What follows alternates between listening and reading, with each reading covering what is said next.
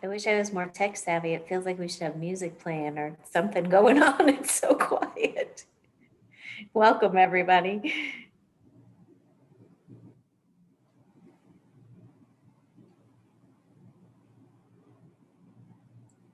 I know this group has their mute etiquette down pat. What? Hi, Pat. Hey. It's 9:02. What do you all think? Should we get started?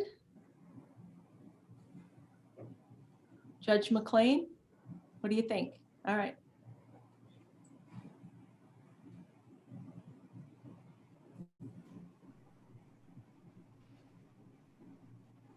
All right, we ready? All right, good morning, everyone. Thank you so much for joining us. My name is Bonnie McLean. I'm a judge here in Arapahoe County. I am filling in this morning for Chief Judge Amico. She sends her well wishes and apologizes that she couldn't be here today. She is helping to address the huge backload that we have in the jury trials that are left over from the COVID shutdown. So she's in jury trial today, but she sends her well wishes and appreciates all the work that everyone has put in to putting together this presentation. You know, the department heads from the counties approached Judge Amico and myself many months ago and said, hey, by the way, this is coming and we need to be on the front end of this and be proactive and figure out what we're going to do and how this is going to affect us. So thank you to those county heads for reaching out to us. And we absolutely were 100% on board and said, let's put this together. Your presentation today is a collaboration of many of the stakeholders in our juvenile system here in the 18th. We've got the Department of Human Services, Probation, CYDC, members of the JAC, as well as the DA's office and judicial. We are really appreciative that these parties have all collaborated to create this presentation on the legislation that will shortly be impacting the system and the children and families that come before us. So I want to just a big thank you to all of our community partners for, as always, collaborating, working together to put together this presentation that's going to be so important so that all of us are well informed and know what we're doing as this legislation takes effect. I know that this feels daunting. There's a lot to learn here, and we all know that this is going to have some significant changes. But frankly, looking back over the last 16 months, everything that we have been through in the last year and a half, hey, we can handle some federal legislation. We can roll with this. We've been through a whole lot worse. So I think we just got to keep a positive attitude. We got this. We're going to have to just continue working together and work through some of the kinks but we have come together so far and throughout all of everything that's happened over the last year and a half. Everyone has been 100% unwavering in their commitment to the children, to the families of the people that we serve in this district. And we're just so appreciative of everything that everyone has done. So welcome and thank you. Okay, thank you, Judge McLean, very much. I want to thank, obviously, the 18th Judicial District, which consists of Arapahoe, Douglas, Elbert, and Lincoln counties, the largest judicial district in the state. Some days we really feel that, but we are really good collaborators. I also want to thank Judge Amico, because she has been very, very supportive and has really encouraged this important training.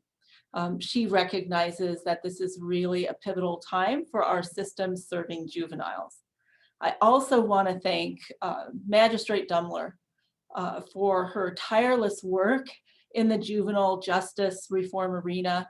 She's really been instrumental on the various committees and work groups over the years, and most currently in helping to make sure that the true impacts of changes are considered, as well as bringing to light the realities of how the juvenile justice and the child welfare systems really work. So we owe her a huge thank you. The implementation of Family First Prevention Services Act, also known as FFPSA, you cannot say that 5 times fast. Try it, it doesn't go well. But it requires strong leadership from Human Services and all of our judicial district partners. Many are represented here today, as Judge McLean said. We've got probation, the district attorney, juvenile assessment center, human services professionals. We've got signal behavioral health and others. The key to this successful implementation of FFPSA is, we believe, is strong collaboration. So we have multiple tools and requirements that don't always align, and we must have this strong collaboration across systems to ensure that we're working together for the best interests of the youth that we all serve collectively. So we, the 18th Judicial District, is demonstrating our commitment to collaboration today by being here together to make sure that our human services and juvenile justice system assessment processes and assessment tools are understood and utilized consistently and effectively so that we may truly provide the best possible services to our youth. So thank you all for being here today, and a special thank you to all of our presenters who worked very hard to put this presentation together for all of you today. So I want to make sure that we thank them appropriately. So next I want to introduce Magistrate Dumler, and she's going to give us all an overview of FFPSA and Senate Bill 19108. So thanks again, Magistrate Dumler. You are welcome. Probably a couple of years ago, 3 to 4, my most famous saying is, meetings make you stupid. I was not a fan. In the last 2 years, I have spent an enormous amount of time working with people all over the state to implement these 2 pieces of legislation. And I have to say, they have done such a wonderful job. It was really hard. There were times it was really unpleasant, talking through these really difficult issues, but I'm really proud of the work that's been done. And so I'm happy to kick us off here today. If you can go ahead and start my slideshow. And Jennifer, if you could just reach out to Magistrate Moss to make sure she got on. She asked for a link and I tried to send it at the same time, and then I almost exited this meeting. So it's not good to have me do those at the same time. Okay, so we have a tale of 2 statutes, Families First, Juvenile Justice Reform. Today, we're going to talk about the imminent implementation of 2 major pieces of legislation, one originally federal and one originally state. I say originally because once Families First is implemented in the state, we had to modify our statutes too, so there is some state legislation. But originally, they came about separately. But they're converging at the very same time, which is just making it extra fun.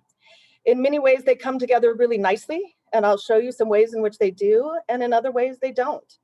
We'll be exploring that today, and in the first of its kind, we actually will be using vignettes to show you all of the tools that are about to be implemented in your courtroom. Hopefully, when we're done today, we will all understand what it will look like, what we know for sure, and what questions still linger. We're not pretending that we know everything. We have tried really hard to put everything together in an organized place, answer questions, but there have been meetings where we stumble on something and nobody really knows how it's going to play out. And fortunately, there's going to be some of those issues, and we're just going to have to work together and stay honest. And I think with some grace for everybody who's working really hard to make this happen. And but honestly, when we see some problems, raise those too, because it's important that we do this right and that we're flexible as we go forward. Today, we're asking judicial officers can ask questions at any time during the presentation. There's only a few of us, so it shouldn't be too disruptive. We're asking everybody else to put questions in chat, and then we're going to have sections where we take questions. If we can answer it right away and we know the answer already, we've worked through it, we're going to tell you. If we need to meet again and work through it because that's something we're not sure what the answer is, we're going to take our time and answer that right. So don't be disappointed if there's a question that we're going to get back to you on. We promise we will get back to you. And if we have time, we can do some live questions. But as I say, some of them we're just not going to know. Some of it we will. All right, I'm ready for my next slide. All right, this is just a brief overview of Families First Services Prevention Act. You've heard a lot about it. I think these are the things that today kind of give you that 40,000-foot look. The primary thing is safely prevent unnecessary removals from the family with significant additional funding for prevention services. That's going to come from the federal government, 50% matches for qualifying kids that qualify, basically ones that are going to be placed out of home, and qualifying services. We're going to promote kinship involvement, support transition-aged youth, and reduce over-reliance on institutional care, in part by the use of a validated assessment tool. I say in part the validated assessment tool. We'll be seeing how that plays out a little bit later. Our ASO is actually here and going to go through this with us, but it's also the meeting of the permanency team. It's not just the tool, it's that both together that are going to make this call. But it is a tool and we will be using it. All right, next slide. Now, juvenile justice reform, SB-108, is going to sound a little similar. We're going to increase use of diversion with funding and use of validated screening tools, reduce negative impacts of over-supervising youth in the juvenile justice system by using validated evaluation tool with probation requirements, targeting recidivism. We're also going to reduce juveniles in detention by applying new standards for detention and using a validated screening tool. I've now said that phrase 4 times. There's a reason. All right, next slide. Okay. So I'm going to put them together and I'm going to tell you what they say these new reform acts are about. So Families First includes historic reforms to help keep children safely with their families, avoid the traumatic experience of out-of-home placement, emphasize the importance of children growing up in families, and helps ensure children are placed in the least restrictive, most family-like setting appropriate to their special needs when separation from family is necessary. Juvenile justice. And it's wiping out my screen a little bit, so I'm going to look here. The placement of children in a detention facility exacts a negative impact on the mental and physical well-being of the child, and such detention may make it more likely that the child will reoffend. Children who are detained are more likely to penetrate deeper into the juvenile justice system than similar children who are not detained. And community-based alternatives to detention should be based on the principle of using the least restrictive setting possible and returning a child to his or her home, family, or other responsible adult whenever possible, consistent with public safety. What you just heard is we are wholly focused in both on keeping kids at home, not in detention, not in QRTP, or now RCCF, not out of home. Everybody's on the same page, and that's a good thing. That's where we're coming together where these things fit nicely. And I think if we focus on that, it's going to make everything else easier, and you're going to see the similarities. All right, next slide. The truth is we've been preparing for this for over a decade. Our collaborative management programs, crossover programs, have, not surprisingly, the following stated goals. Reduction in the number of youths placed out of home, number 1. Reduction in the use of congregate care, number 2. Reduced length of stay in detention, reduction in the disproportionate representation of children of color, and reduction in the number of youths being duly involved. So what you're seeing here is we're perfectly aligned. We've partnered with our teams. In every district that we have here, Elbert, Lincoln, Douglas, and Arapahoe, we now have collaborative management programs. We're working with our partners. We have the infrastructure set up to pull this off. And that's one of the things that I think is really nice about how this is all coming together. Next slide.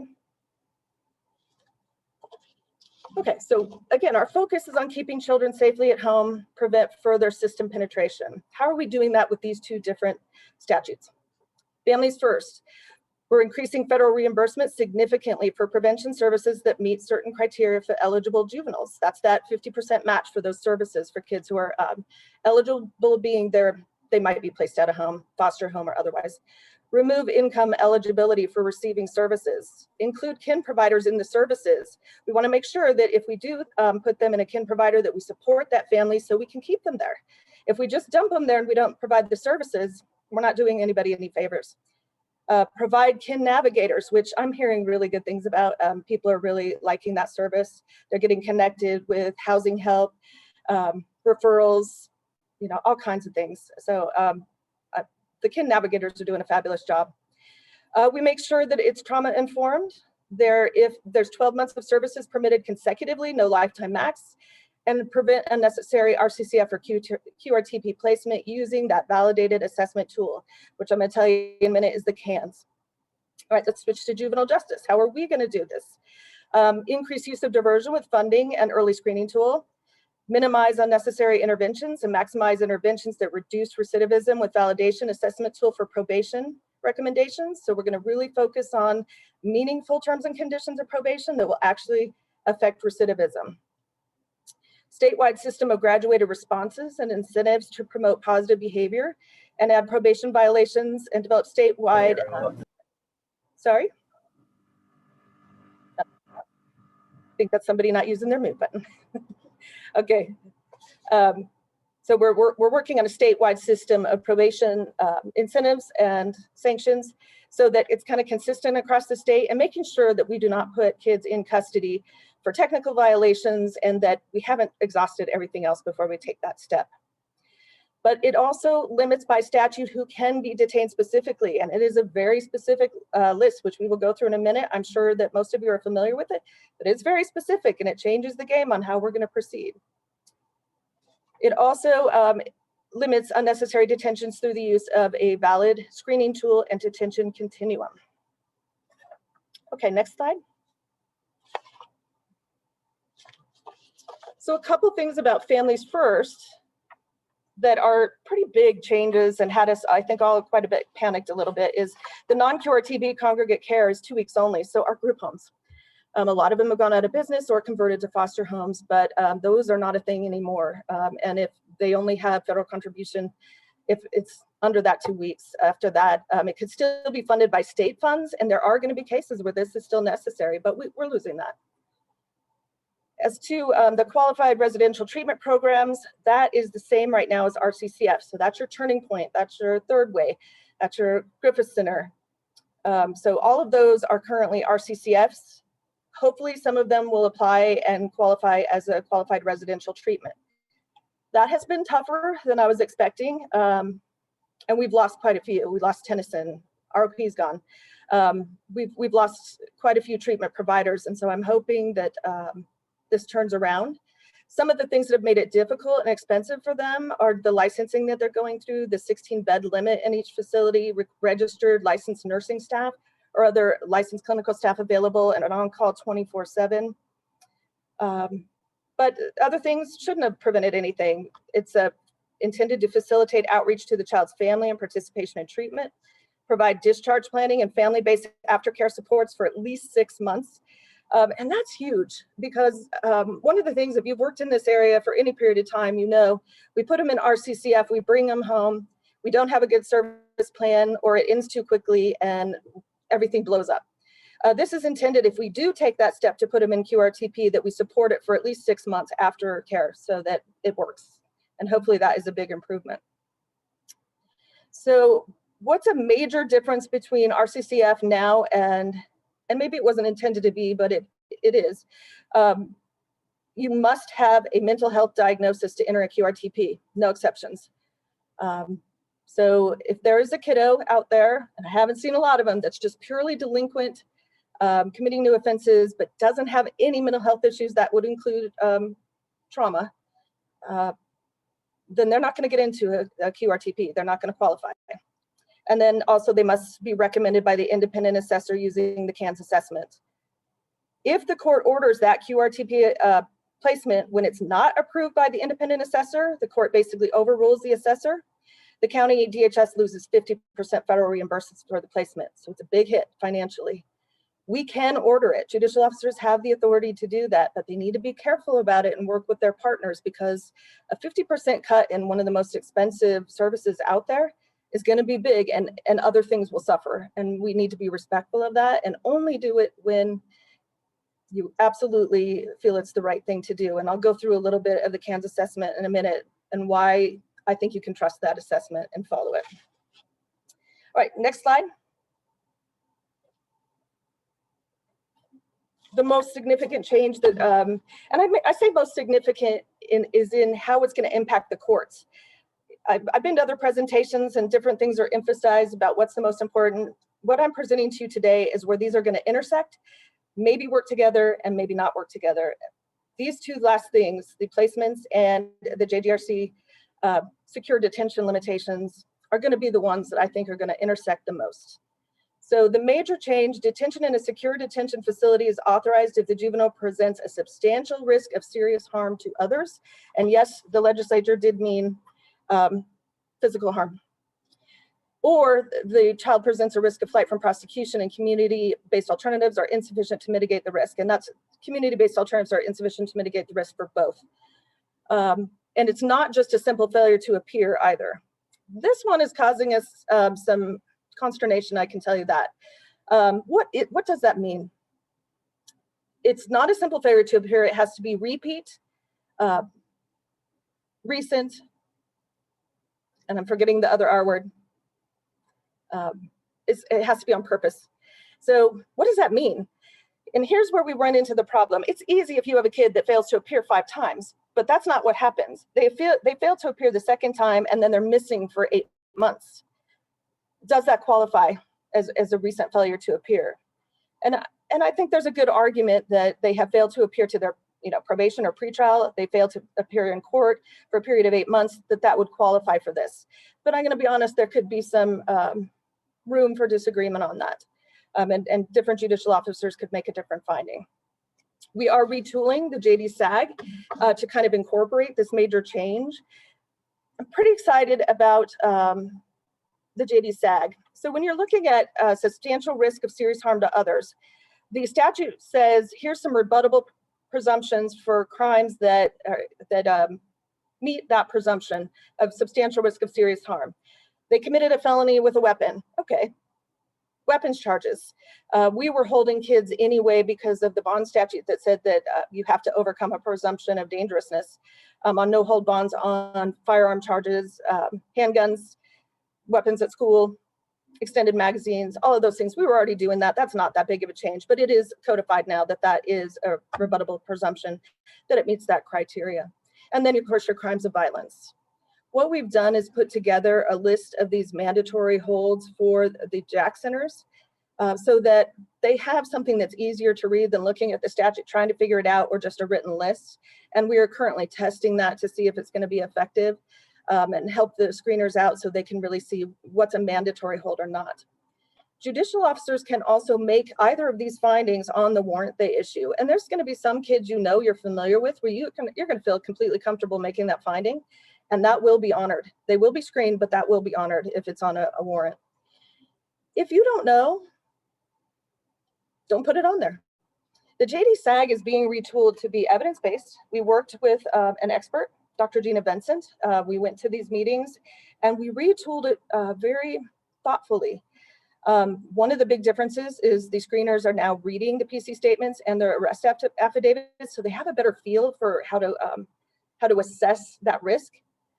For example, we've all had cases where the officer's on scene and somebody in the family's been strangled or threatened with a weapon, and the family says, no, we don't want you to charge him. And the officer's standing there and the kid just admitted that he punched the wall, and so we've got a crim miss. All right, so it looks like a crim miss when they come in. Before, they were just looking at the charge. Now they're reading it and getting that complexity, and they're seeing what's really on the table here, which the judicial officer is going to see too. And I would suggest to you that when you go to a CANS assessment, if it's a juvenile delinquent kid, you're going to want to show them that to get that complexity, to get that context, because it's important. Because a kid who is strangling people, threatening them with weapons, but it was only charged with a crim miss is different than a true third-degree assault or a crim miss. So that complexity, I think, is important to share with screeners. And now the JD-SAG has been retooled to allow for that. And I think that's an important change.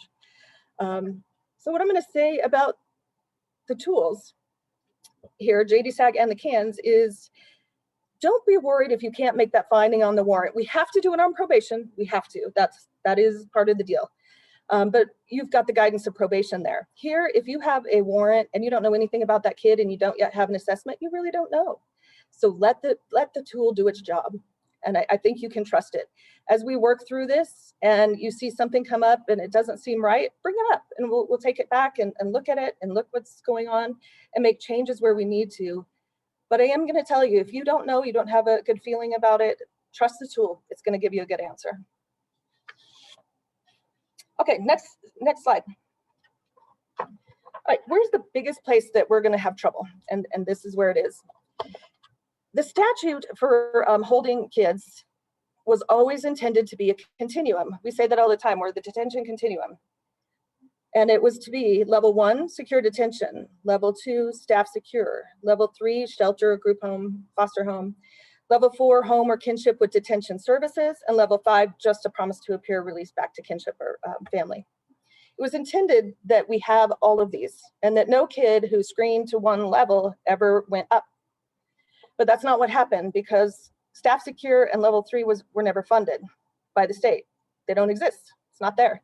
So if they, right now, if you screen to level 1 or 2, and this is going to continue for a short period of time, you're going to screen up into detention because level 2 doesn't exist. Staff secure is not there.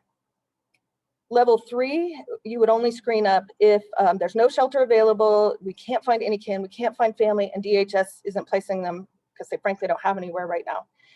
That kid could screen up, and so could the levels 4 and 5 if we can't find anybody. And I've had cases where this has happened.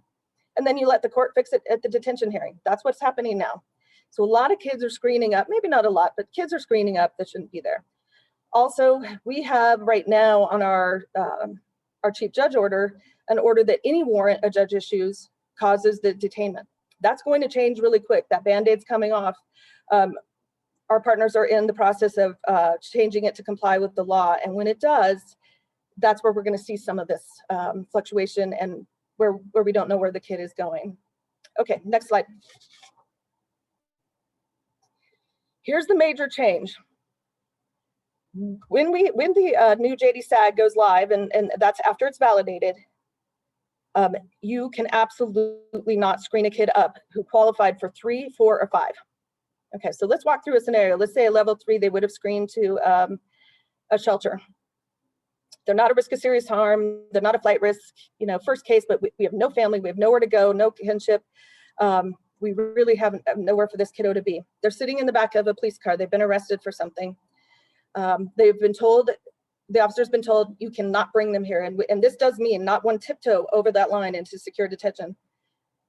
That officer has up to 6 hours to sit with that kid while the Jack Madley calls everyone on the planet to find out if we have a safe place for this child to go. This is the hole. This is the big hole right now. Now, everybody recognized it as we started working through these. Now, you can just order DHS, but you're not there. It would be the Jack calling DHS and saying, help, we need help with the kid. Maybe they can help. Maybe they have someone available. Maybe they have something available. Here's the kicker with DHS that I think people forget. DHS does not own any facilities. They're not in charge of them. They contract with outside facilities who have the right to say no. Foster families, they get to choose whether that kid comes there. Even the FRP gets to choose whether that kid comes there. And there can be reasons why they won't do it. Or they can be all full. And I'm worried that we're going to hit that capacity as well. When that happens, there literally is nowhere to go. And this is the part we're unsure of. The state has worked with us to form committees to talk about this issue.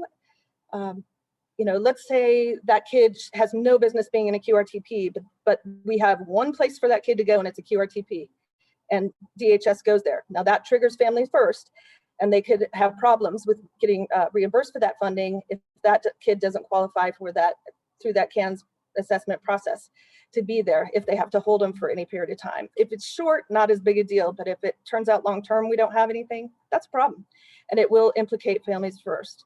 So how do we work through this? We're not exactly sure yet. I do know that this group, I think probably because of the attention and the light being shown on it, 19.212 was recently amended to say that we're setting up a committee to look at this. How many kids is it? What would it look like? How expensive would it be? And to see if we can't put this in place, what should have been there all along. So it's coming, but it's not immediately there. So this problem is gonna be there for us and we're gonna have to work together and be very careful and thoughtful about how we proceed with this. So this is one area where they're not working together that great, but we'll keep working on it and we'll keep getting better and better and hopefully we'll have a solution very soon. Limits on detention. Just one second.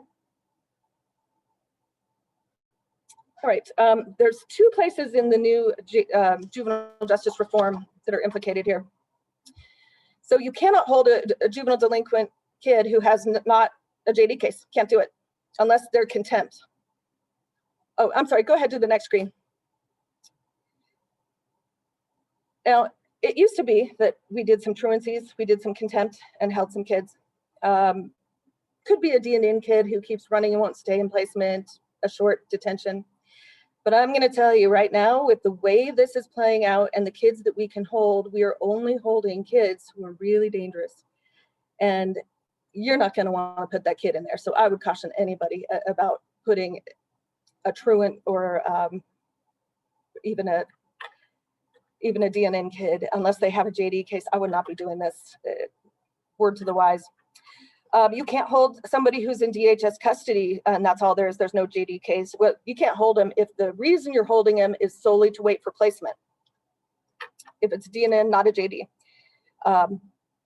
So that's a firm placement. Now, that's different if you can make the finding the kid is a substantial risk of serious harm or flight risk. But if you can't make those findings, you can't hold that kid. Juvenile requires medical care is under the influence of drugs or alcohol to an extent that the juvenile is beyond the scope of the detention facility's medical service capacity. Juvenile is solely assessed as suicidal or exhibits behavior placing them at imminent risk of suicide. Can't hold them. Can't hold them. Even to keep them alive, you can't do it. Juvenile who has not committed a delinquent act but presents imminent risk of serious harm to others or appears to be gravely disabled as a result of mental health condition or an intellectual developmental disability. Can't hold those kids either, even though there are harm to others. There's no JD case, there's nothing here. Juveniles between 10 and 12, and unless they have a felony or weapons charge, you can't hold them. Limits on detention. These are called the SOLIs by the state. Go ahead to the next screen, which is kind of funny, but that's what it means. It says solely. So you have to think carefully, are you doing any of this? Due to a lack of supervision alternatives, service options, or more appropriate facilities. Can't hold them if that's solely the reason. So you got to go backwards. Do I have a flight risk from prosecution, or do I have a substantial risk of serious harm? If I don't, I can't hold that kid even though there's nowhere to go and the services aren't ready. Can't do it. Due to the community's inability to provide treatment or services, due to a lack of supervision in the home or community, in order to allow parent, guardian, or legal custodian to avoid his or her legal responsibility, due to risk of the juvenile's self-harm, in order to attempt to punish, treat, or rehabilitate the juvenile, due to a request by a victim, law enforcement, or the community, in order to permit more convenient administration access to juvenile, in order to facilitate further interrogation or investigation, as a response to a technical violation of probation unless the results of its detention screening instrument indicate the juvenile poses substantial risk of serious harm to others or allowed by probation graduated response system. Okay, so here's something we have done forever, and I'm starting to get negative pushback about it. I'm holding a kid, I made the finding there's substantial risk of serious harm. Let's say they are injuring people in the home and threatening to do so. The minute I put PR upon agreement, the state's kind of taking that as, didn't you just admit that there's a community support that would mitigate the risk if they can go back with services in place, in which case you're holding them illegally.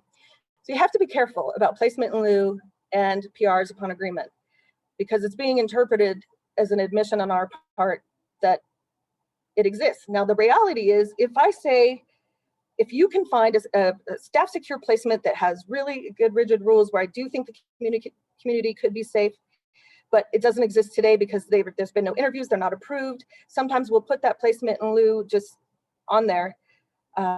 But you got to be careful about that. We're in a new world and that may not be the way to go. You may need to just hold the hearing and see if the facility is sufficient to mitigate the risk. Some of them won't be. A group home in that situation is not going to be. So just a word to the wise, I know that we've got a long-standing habit of doing that, and there are reasons why that may not be appropriate anymore. So as we work through this, we'll know more, but I can tell you I have gotten pushback about that. Okay, next slide. What's the biggest thing all of these have in common? Next slide. Tools. They love their tools. Next slide. Toolman Taylor, Tim the Toolman Taylor. We used to watch that a long time ago, and I thought it was hilarious. But yep, we love our tools.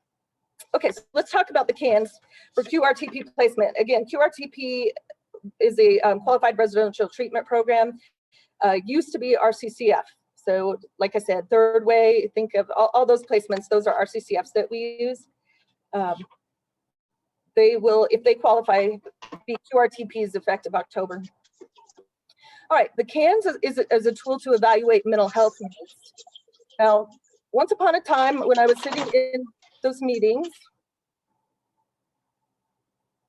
and I don't know if Devin Doyle could mute, I asked, could we use a modified version of the CANS as our assessment tool for, probation, or, so that we didn't have so many tools.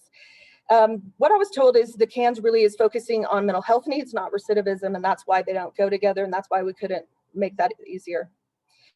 An independent assessor completes it, and I'm going to tell you, for those of us who have educated ourselves and been using CYMHTA funding for some of our kids, it's going to be the same process, and that's why this is going to be an easy fix, because we've seen it, we've done it.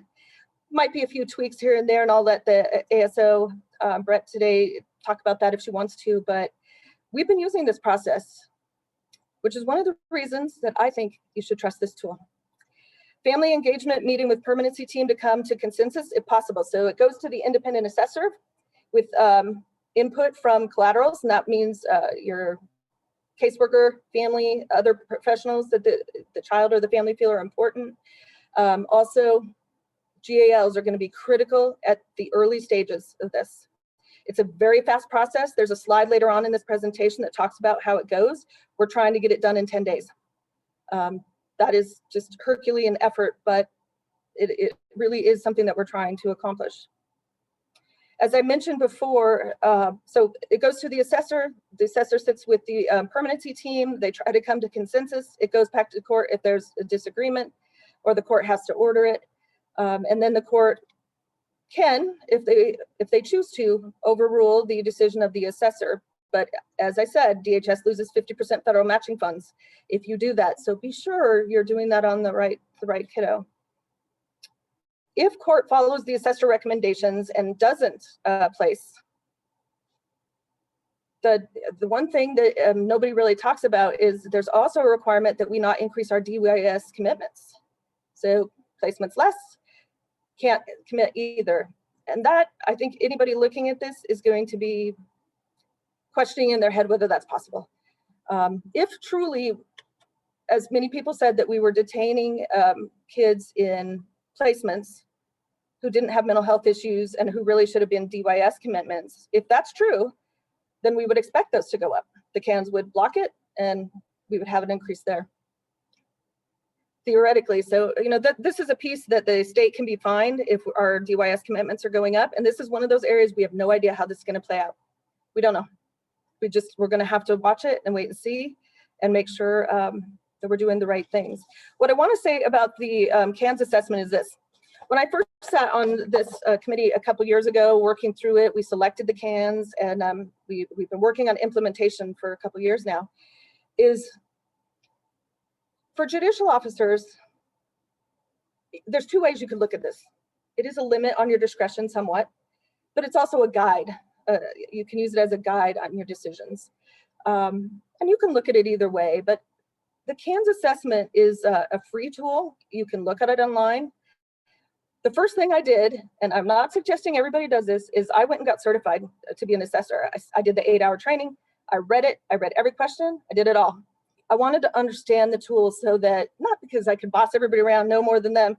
I wanted to understand it for me. If my decision-making is going to be impacted, can I trust this?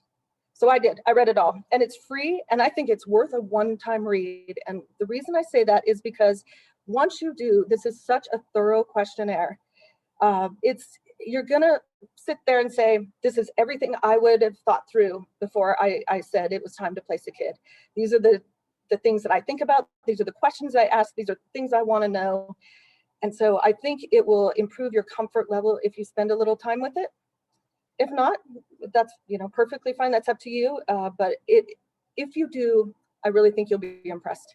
The other reason I feel extremely confident about this tool is that we've done so many CYMHTA processes now.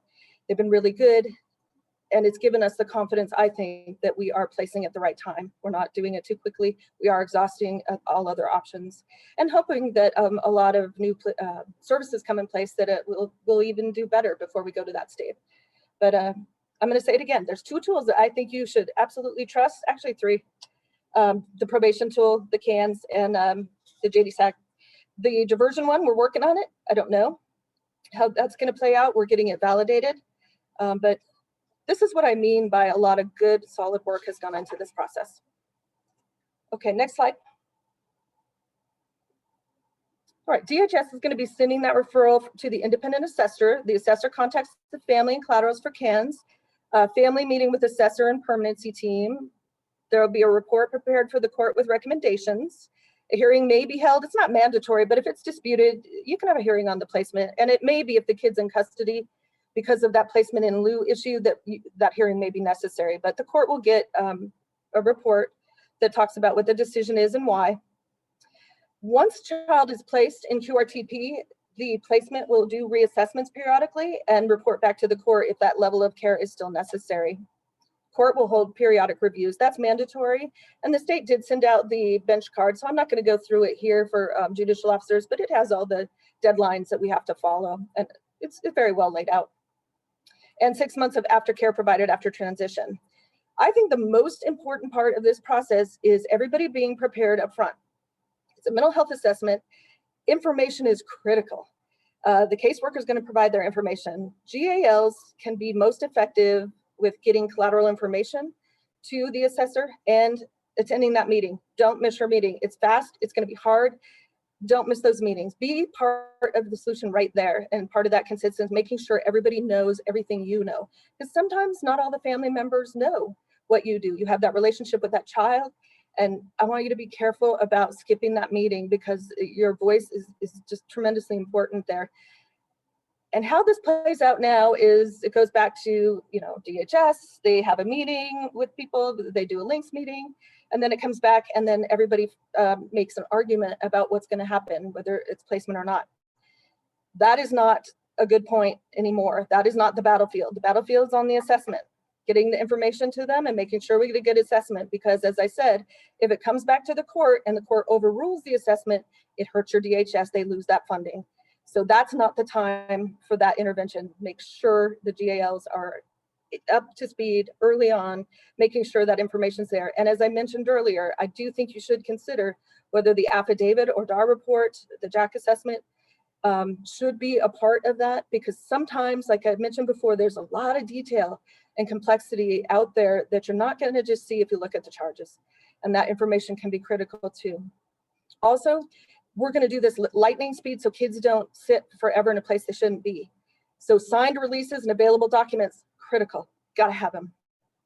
I also think that we should be considering whether mental health assessments, psychological evaluations, and trauma evaluations are done in advance. So we already know there's a mental health diagnosis, so we're not wasting our time on those. But it's not mandatory, but I think it's helpful. Okay, all right, next slide. JAC screeners are using the JD-SAG, the new version after it's validated. It does take into account the current offense. That's one of the things, the differences between the CEDRA that we've been using on our JAC reports. It does not take into account the current offense until adjudication. The JD-SAG will, and I think give you a better picture of risk to the community. Again, secure detention, you can make the finding on the warning, on the warrant. Juveniles that screen to staff secure will screen up initially to secure detention because it does not exist, but we're working on it with that 19.2.212 modification. And I think I've covered everything else. I'm duplicating myself, so I'm gonna cut that. Okay, next screen. All right, so this is the fun part. We are gonna go through the JAC, all of the assessments that we're gonna be putting these kids through. And we're going to give you some samples and you get a good look at the different screens. But just an example of our love of tools. Watch this. JAC assessment. We're going to do the ARNA, the CEDRA, the MAISY, HRV for high-risk victims, the ACE score, benevolent childhood experiences, trauma screen, CRAFT, and DAST. That's 9 separate screens in one document. And they've already had the JD-SAG at that point. All right, next screen. let's say they go to probation. We're doing the Jazzer now. We're required to see it before sentencing if they're going to probation. So we make good decisions about probation terms and conditions. They are, again, 3 screens: YLS, Maisie, and SUSTER, substance abuse, mental health, and recidivism. So we love our tools. I think those slides probably make more and more sense as we go along here. Next screen. All right, we are on a collision course between these two. Go ahead to the next screen. These are 2 ships coming at each other. It's slow, but it's coming. And I think that I've shown you a few things that are going to go really, really well. We're on the same page about infrastructure set up to cooperate and to work together.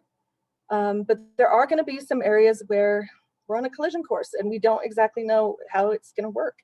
But we are hopeful that if we work together, we meet periodically to see how things are going, check in with each other, and where things are not going well, then we speak up and say something. And we'll see if we can't fix it, because in the end, everybody here wants to do our very best for these kids. And hopefully these tools are going to enable that. So with that, I will hand off to Zach. Excuse me for my interruption. I just noticed in the chat that several people got kicked out. So I don't know if we want to just pause for maybe 30 seconds to try to let them all get back in. I'm not sure what happened. Okay. Yeah, Maybe we're letting people in as they get asked to be let in, Ruby, but I'm not seeing anybody in the waiting room, I don't think. Okay, very good. Then let's go ahead and continue. Thank you. Thank you. My name is Zach Abdelbaki. I'm the program director for the law enforcement program here at the JAC. If we could go to the next slide, please. So as Magistrate Dumler said, we have 2 vignettes. So we'll start with the first youth, John Test, creative name. So if you want to take a few seconds here and read through the vignette, and then I can take us through the JD SAG, and we will screen this youth and show you how to go through that process.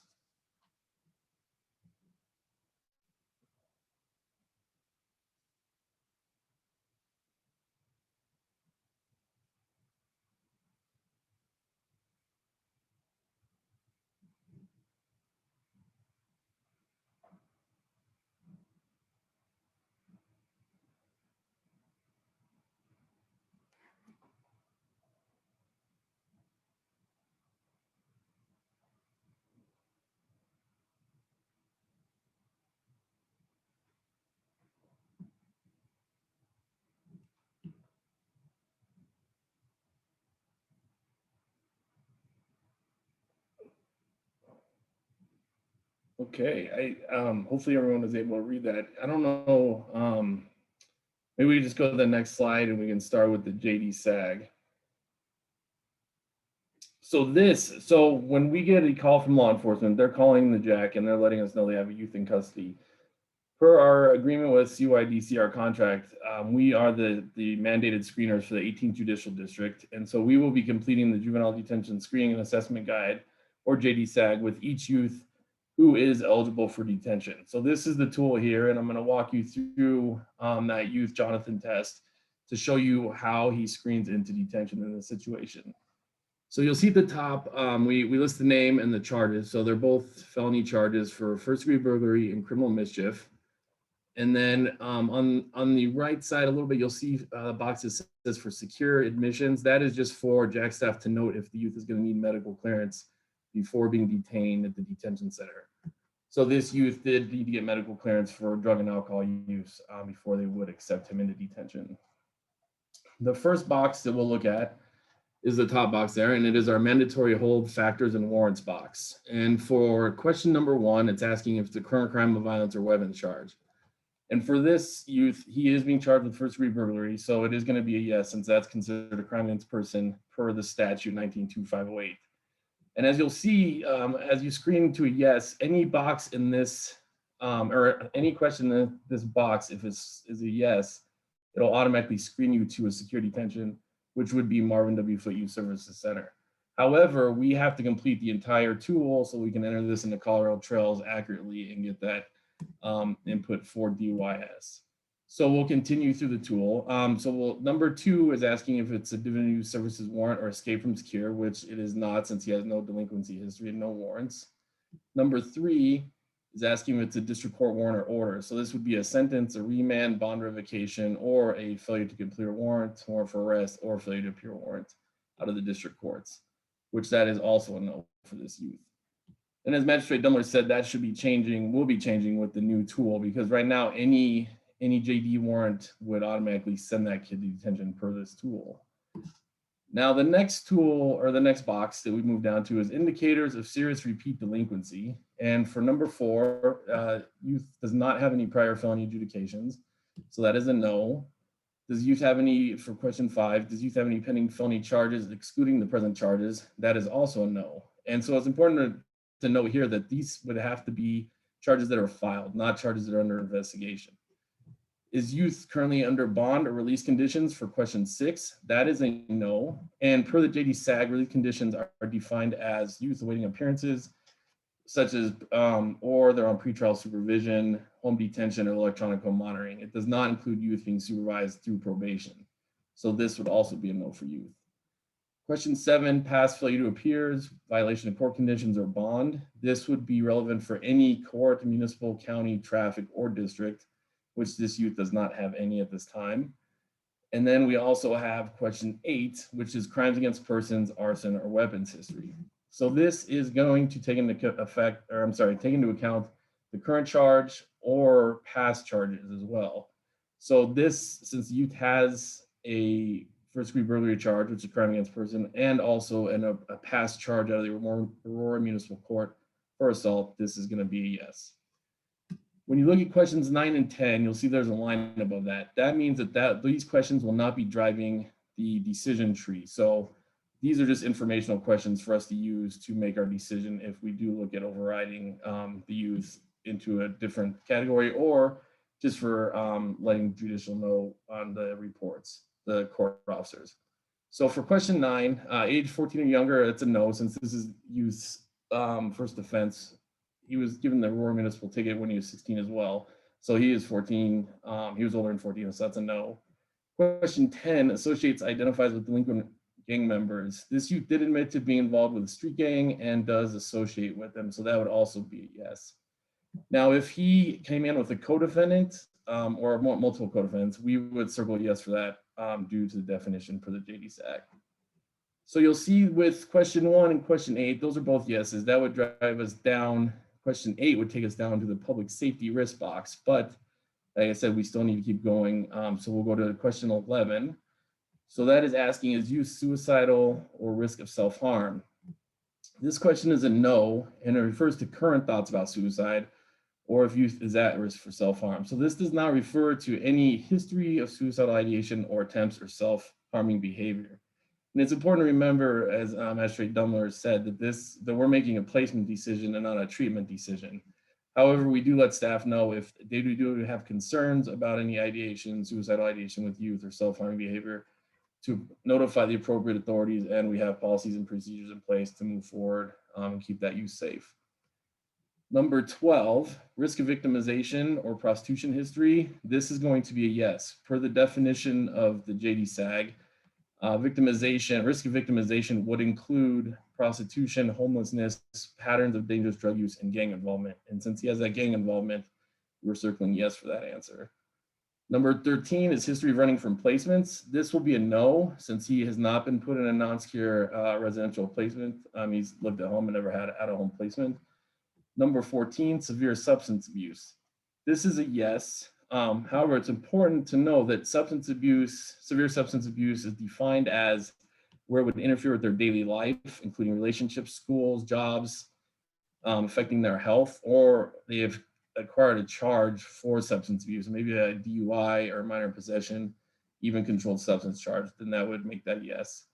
And since he admitted in the vignette to being suspended for having marijuana at school and also getting into physical altercations while under the influence of alcohol and drugs, we do put a yes for that answer.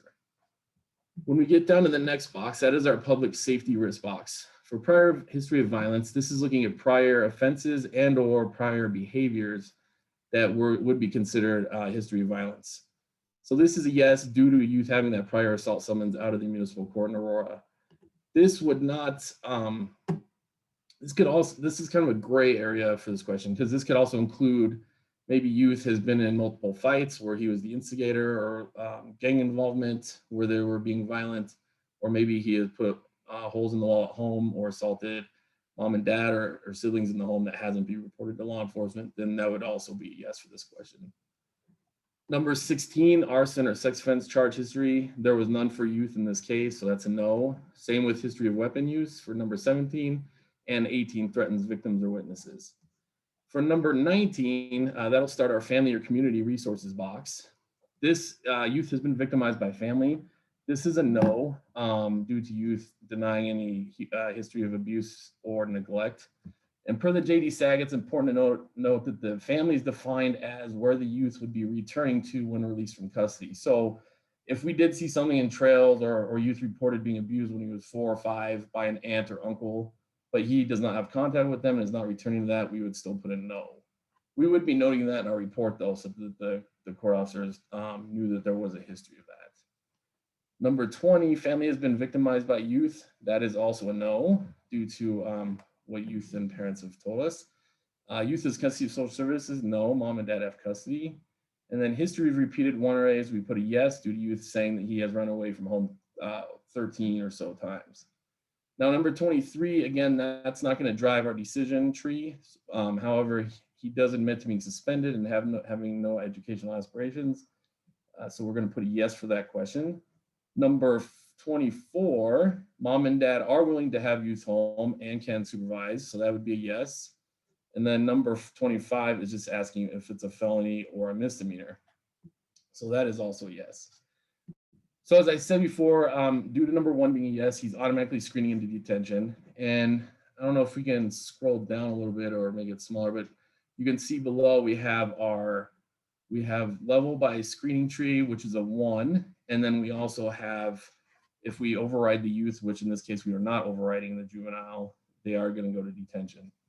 Now you'll see on the right side under assessment, you'll see a bunch of yeses, the questions over here. That is our verification process. So you'll see question 1's a yes with 2. So that means I was able to verify that question is a yes, and I had 2 resources. So we have access to Colorado State data access. We have Colorado trails that we can get into.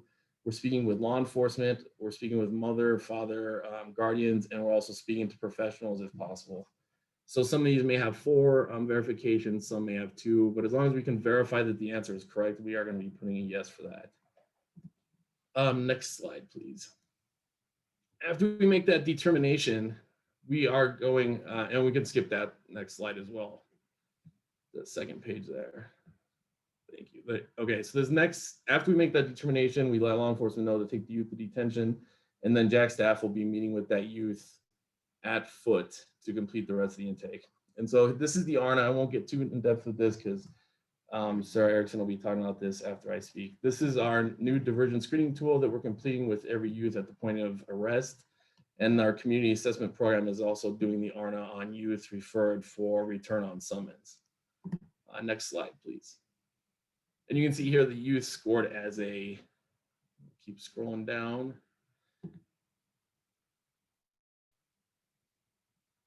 As a high on the ARNA. So you'll see the difference in scores on our tools as well. So they scored a high on the ARNA. Next slide, please. We're also doing the HRV tool, our high-risk victim identification tool. This is done on every youth. However, we only forward this to the MDT and refer to the MDT for the HRV if the youth meets enough criteria. So you'll see on this one, John does meet enough criteria for him to be referred to the MDT due to his run history. And he's gone a long time when, staying at his girlfriend's house. And you can go to the next page. And so there's other factors here. And then at the very bottom, you'll see that we also are being asked, I think on the next page, labor trafficking indicators. So we do ask the youth this, but we don't see this too often with juveniles. It's more, it seems like it's more adult, but we have had a few youth that have had enough indicators in here to have concern. Next page, please. So we actually didn't do the relative information form. We'll see on our detention assessment report, mom and dad refused to do that over the phone. So we'll talk about that when we get to the detention report. Now, this is the CDRA for the juvenile. I wasn't able to go into trails and actually do one due to being a fake youth. So I used the resource manual that they gave us, and I went through and scored the youth and then got his score. So if we can go to the next page. So for his criminal history score, he got a 2, and then we can keep going down. And then for his social history score, he had a 10. So this youth scored as a moderate per the CDRA. So you'll see on the CDRA, he scores as a moderate. On the ARNA, he scores as a high. And if we can go to the next screen. So once we get the CDRA, next slide, please. So this, once we do the CDRA, we put that information on our detention assessment report for the court to see. So this is what our detention assessment, or DAR, looks like. So we're listing the kid's name, date of birth, the charges, mom, dad's information, and we're also getting into any previous municipal, county court, or district court history, any placements out of home or services through DHS, and then anything that we have internally in our database. And you can see down here, we have a parent summary. So we're listing in here mom and dad's information, their concerns, as well as in here their timeout. They didn't want to give us the information for the relative information form. And if you can scroll down. And then down here, you'll see that we listed the moderate score for recidivism for the CDRA. And then we have different categories: education, employment, free time, social activities, peer relationships. And so we go into detail as much as possible using quotes from the youth from our interview and assessment with them. At the end of the DAR, you'll see that all the tools that we do complete with the youth. So we have the MAISY, the HRV listed, the ACEs, the BCE, the trauma, the PHQ-9, patient health questionnaire. And so we go through all these tools, we list them on there. So one thing to note is we do not list the JD-SAG score on the assessment reports, which we have talked about, and we will be doing that most likely pretty soon, because that's going to be coming through with Senate Bill 108, that'll be needed to be provided to the court as well. So, but at this time, we do not list that on there. If you scroll down, you'll also see we make recommendations to the court based off bond amounts. Should they be, supervised by a pretrial? Do we need a GAL? So we try and give the court as much information as possible. And that would be it for this youth at this time. So I believe it's time for Sarah. Oh, I'm sorry. Here's our current list of screening tools. So you'll see here our law enforcement program, which ones we use here. So like Magistrate Dumler said, these are all the tools that we do use if a youth comes through us in the law enforcement program. And then you'll see below our community assessment program, they do a lot more tools. They're all clinical staff, so they can administer those tools with those juveniles. All right, I think Sarah Erickson is going to go more into the ARNA now. Hi, everyone. Sarah Erickson. I am the Director of Diversion over at the District Attorney's Office in the 18th. If you'll scroll down a little bit further on this form, I just wanted to give a couple highlights of what the ARNA is and where we are in terms of its use. So Senate Bill 19108 did require that prosecutors use a criminogenic risk screening tool to include or inform their decisions in regards to which cases should be diverted for juveniles. It's pretty comprehensive, meaning that we are going to be completing the ARNA on all cases except for those that are listed. This does mean that we're going to be completing the ARNA in cases that will not come to diversion. We were a pilot site for the ARNA. We're still in that pilot and validation phase. I just want to make sure everyone understands before we look at some numbers that the ARNA is not yet validated. The cutoff scores are not yet set for the state of Colorado, but given what the scores have been in other states, we can make some inferences from the data that we've collected so far. Also want to highlight here that the ARNA is not the sole deciding factor for diversion. It is one more data point to consider when those decisions are being made. Just a reminder that making diversion decisions, we are looking at the nature and the level of the charge. We're looking at victim input, criminal history, pending cases, current supervision status, and for the 18th, we are looking at accountability. Any youth who says that they are not guilty or not responsible for the alleged delinquent behavior would not be referred to diversion. So what this means is that we may have kids that score low risk on the ARNA, but they're not coming to diversion. We're also going to have kids that score moderate or even high on the ARNA that could come to diversion. Again, it's just one more factor. I do want to point out that even though we have not officially begun to use the ARNA in decision making yet, so far for 2021, the DA's office has diverted 36% of all filings, and of all the youth that have scored low risk on the ARNA, 66% of those kids were referred to diversion. I think this also sort of reflects the different trends that we've been seeing in terms of the nature and level of offense lately in the 18th. Bottom line here, we are not expecting the implementation of the ARNA to bring big changes to our diversion process or programs. And that's mostly because our program was the largest in the state before these changes came, and we're at capacity most of the time. So we didn't have room to absorb many more youth. If you'll go down to the next page, we can talk a little bit about the numbers that we're seeing so far in the pilot. Starting back in September of 2020 with the ARNA, we have so far screened 543 cases. The way that we're completing the ARNA in the 18th is that the DA's office has entered into a contract with the JAC to complete the ARNA on every case that comes through that meets the criteria of the statute. So any child that comes through the law enforcement program at the JAC will get the ARNA completed that way. Any youth that have bonded for some reason, who knows, they didn't hit the JAC, or if they're on summons, are being ordered by the courts through the case management order in every case to contact the JAC. For families that don't follow through and contact the JAC is then turning around and reaching out to those families to try to get the screening done prior to the first court date. Obviously, we're going to miss some families, and from there, the court will have to order those families to connect with the JAC to get the screening completed. Things to highlight. Of the 543 cases that we have screened with the ARNA so far, 187 came out as low risk. Of those, 117 were sent to diversion before they even hit court. That 117 does include moderate and high risk kids as well. Of the 101 low risk youth that were not initially referred to diversion, 7 of those cases have been dismissed. 37 were again referred to diversion. 15 were sentenced to probation. 1 went to DYS. 41 are still pending.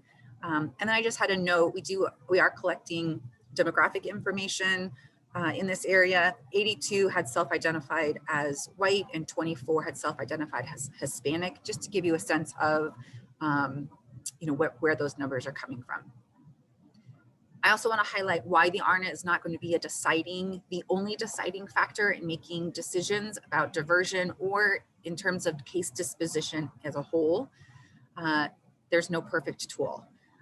8 of the juveniles who scored low risk on the ARNA had 3 or more pending cases. 2 were charged with planning school shootings. 15 were charged with being in possession of a handgun. 2 were charged with murder, homicide. 21 of the juveniles were charged with sex offenses, and 3 of the juveniles were in, will be the QRTP process. So just giving an understanding or reflection that, again, this is just one more piece of information that prosecutors will be using, but it's not going to be a deciding factor. The JAC, through these sample cases, completed the ARNA in both. The DAs are not completing the ARNA, we're just getting the final score. And that's all I have to say about the ARNA.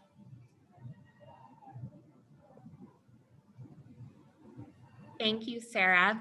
Good morning, everybody. My name is Sarah Davenport, and I am the Senior Pretrial Release Case Manager here in the 18th Judicial District. So we're going to jump back to John's scenario.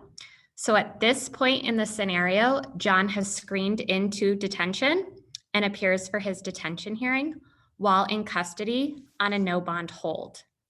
The court finds he does not pose a substantial risk of serious harm to others and is not a substantial flight risk from prosecution. Therefore, the court authorizes a personal recognizance bond with pretrial release as a condition. The Department of Human Service has an open case, or I'm sorry, an open assessment with John and his family. So this is deemed a crossover case. Any case in which the juvenile welfare and the juvenile justice systems are involved at the same time, it's considered crossover. So if you wouldn't mind scrolling down, Grant. Up to this point, John's parents have not completed the relative information form that you see on the screen. So the court would order that that be completed and appoints a GAL for John. The case manager, GAL, and DHS caseworker will then complete an initial assessment in the home within 5 business days. Information will be gathered at that time. And at that time, it's made clear that there are significant substance abuse issues with John, which have contributed to his pending charges. This relative information form will be completed, and then pretrial release will send that back to the appropriate parties. Next slide, please. And then if you'll keep, yeah, thank you, perfect. So the case manager or DHS caseworker will then schedule a facilitated meeting to be held with all parties within 7 days. A links, which is facilitated by the Department of Human Services, will be held if DHS is planning to transfer the case to permanency or if they're unsure. A family crossover meeting will be held if they're unsure if they're going to transfer it to permanency or if the case will not transfer.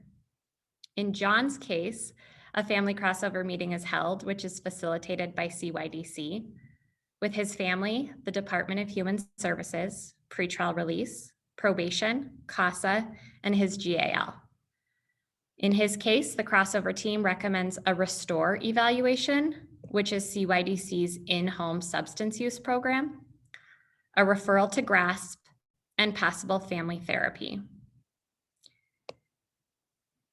Based on the fact that John scored a moderate on his Colorado Juvenile Risk Assessment, or the CJRA pre-screen that Zach was mentioning, the pretrial release case manager will then use information that was gathered at that joint assessment and family crossover meeting and complete the full Colorado Juvenile Risk Assessment, which at this point is the tool that CYDC is using to assess risk and needs.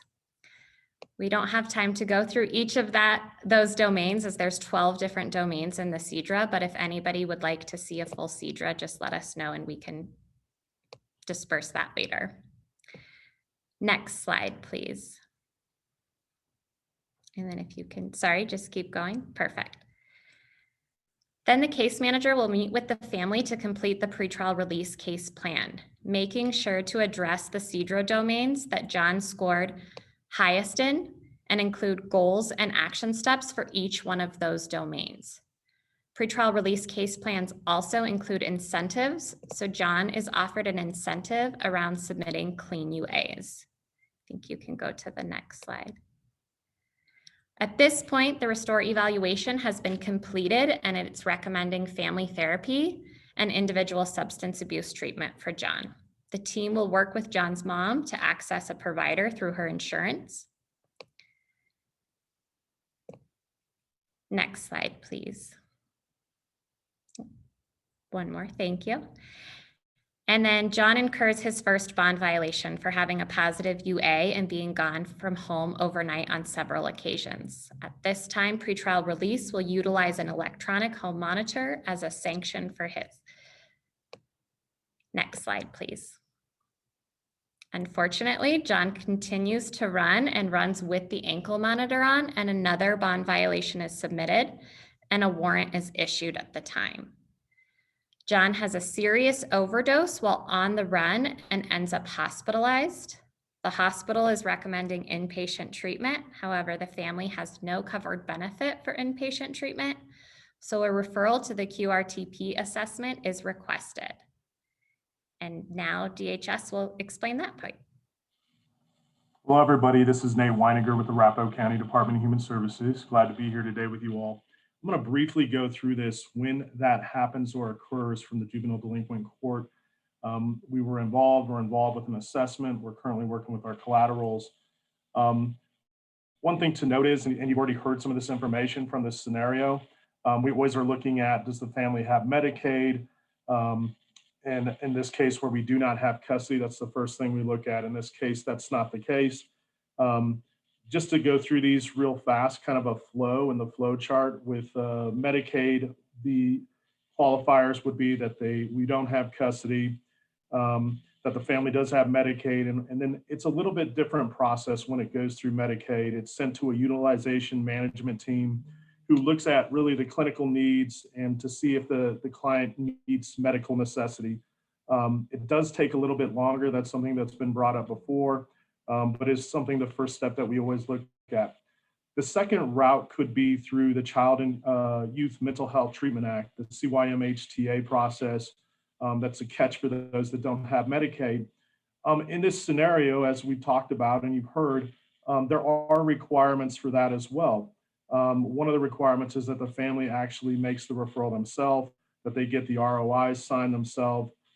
They have to be committed to really participate, really engaged with that process, and can't be eligible for Medicaid. And one of the things we saw, and for the purpose of this scenario, is this family at times when asked to do certain tasks or next steps has not completed those tasks.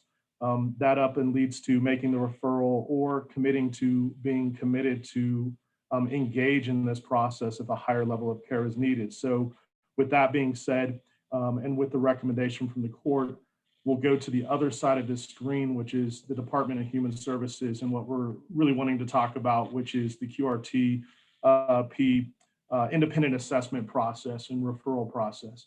Magistrate Dumler went through this kind of briefly, and I'm going to go through it just a little bit more in detail. And then I'm going to turn it over to one of our partners, Brett Snyder, who's really going to go through the process and kind of walk us through the assessment tools and in much more depth. So for DHS, and this is different throughout the counties, I think every county is right now trying to kind of develop this. Several counties are currently in pilots and learning like what's the best way to do this, what way works internally. This is an internal process. Ours could be different from Douglas and could be different from Denver and whatnot. But the overall result is to have a consultation to discuss with a team to look at the next steps. And what that could be is the process might be that we're making a referral for QRTP independent assessment. It also might be a planning meeting where we're saying, let's plan for what could come out of that with different level of care, whether it is QRTP level of care, or maybe it's a lower level of care. So starting really that planning process. In this case, the Department of Human Services with this scenario, we've been doing the assessment, we've been doing a lot of work with pretrial. We have a lot of good information. We do make the decision at this time to make that referral for the independent assessment to occur. When that happens, it starts, and there's a time frame that you'll see here and a clock.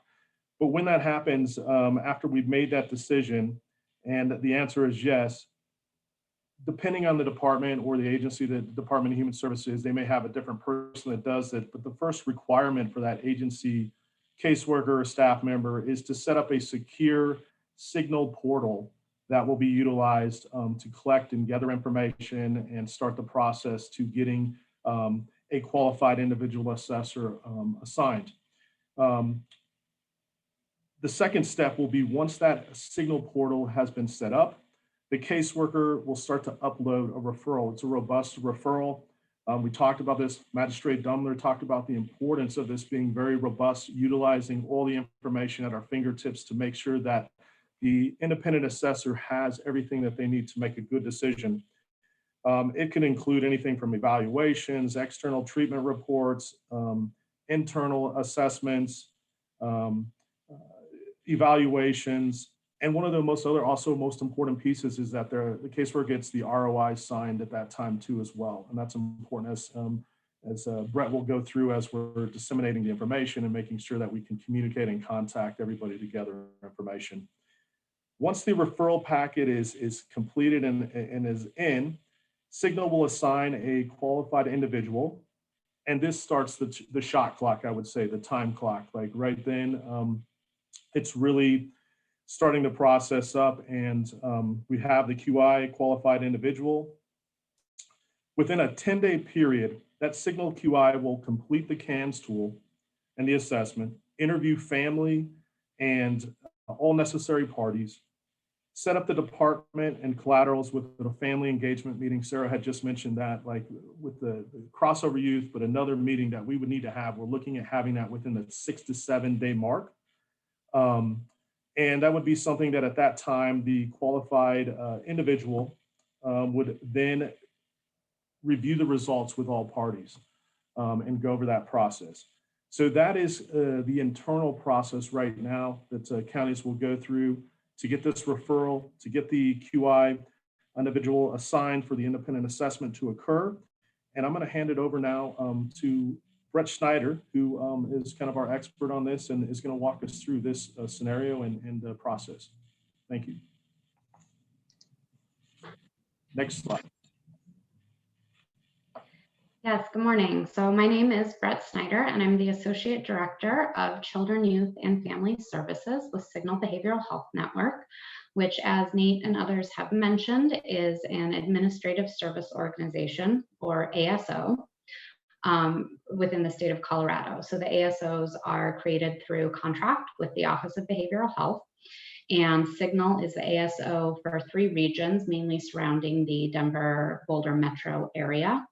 And for the purposes of this group with the 18th Judicial District, that would touch on Arapahoe, Douglas, and Elbert counties with Signal as the ASO. Lincoln is in the region for a different ASO. However, the fundamentals of the process that we're going to review would stay the same statewide, regardless of the ASO. There might be minor internal operating procedures that are different, just like for different DHS departments in different counties, but the overview would be the same. So as Nate mentioned, we're really looking at the independent assessment process as a time frame that takes 10 business days. So it's pretty quick. There's a lot to happen in that 10 business days. So you'll see on this first slide, it kind of breaks it down to show you some of the components and benchmarks that need to be met throughout that time frame. So our clock starts when DHS submits that referral to the Administrative Service Organization, or ASO. That referral will have a referral face sheet that has been filled out that has an overview of the situation, as well as different records and documents that may be available for that youth. All of that is submitted through, for Signal, through a secure portal system. Through other ASOs may have a different submission platform, but essentially the referral is made to the ASO. And from that point, the ASO immediately starts working on assigning a qualified individual to complete the assessment. That term qualified individual, you may have heard in the past, independent assessor. They mean the same thing. The language being used throughout the state at this point in time is qualified individual. It is a licensed mental health clinician, so it could be a licensed clinical social worker, licensed professional counselor, licensed psychologist. That independent licensing is what makes them qualified. So right away, the qualified individual will begin outreach to DHS and the family. They'll work on ensuring that they have proper consent signed, releases of information, getting scheduling in place for interviews of all the various parties, and getting that family and permanency team meeting scheduled, which we'll talk about a little bit more further on here. Business days 2 through 6 are really, I guess what I would say is the meat and potatoes of the assessment process. So that's where most of the content is occurring. So that qualified individual will be interviewing the child or youth. They'll be speaking with the parent or caregiver, the DHS worker, and then any other available party that there is a release of information in place for. So that would be maybe additional relatives that are involved, the GAL, treatment providers, if there's a therapist that's already been working with the child or youth, but any professional or natural support who has information they can share to help flesh out the full understanding of what the mental health needs are for this child, what has maybe been tried, hasn't been tried, has worked, has not worked. The qualified individual will also review records. So those are the records that are submitted by DHS at the time of the referral, or any records that the qualified individual is otherwise able to obtain. So maybe a family has an IEP or an assessment that they haven't shared with DHS that they do share with the qualified individual. And then after reviewing records, speaking to all the involved parties, so basically doing all of the information gathering, the qualified individual will complete the CANS tool. That's the Child and Adolescent Needs and Strengths tool that we've been talking about. And what this tool does is it, as it says in the title, it helps to identify specific areas of need that would require intervention, and then also specific strengths that would help to mitigate maybe any of the risks or help that child or youth to be successful in that treatment. So completing that CANS tool will help to formulate the recommendations that are being made for treatment. Once all of that has happened, the information's been gathered, the qualified individual knows what treatment recommendations they are going to be making based on all that information. That is when DHS will be facilitating the Family and Permanency Team meeting. Now, this meeting was scheduled from day one. We worked on scheduling right away because we're on tight time frames, but the meeting itself will happen around day 6 or day 7, and that will be facilitated by DHS. The qualified individual will attend the Family and Permanency Team meeting, and their scope in that meeting is really to present a review of the assessment process. So kind of a report out of what did that process look like, what information was obtained, who was spoken to throughout the process, what their concept of those identified needs and strengths are, and how that flows into the recommendation that they're making. So that recommendation will be shared with the team at that time. The facilitator of the Family and Permanency Team meeting will also guide the team in some additional discussion surrounding what next steps and planning may look like, discussion about how people are responding to the recommendations, if there is consensus, if there is not consensus. So there will be wider discussion throughout that meeting.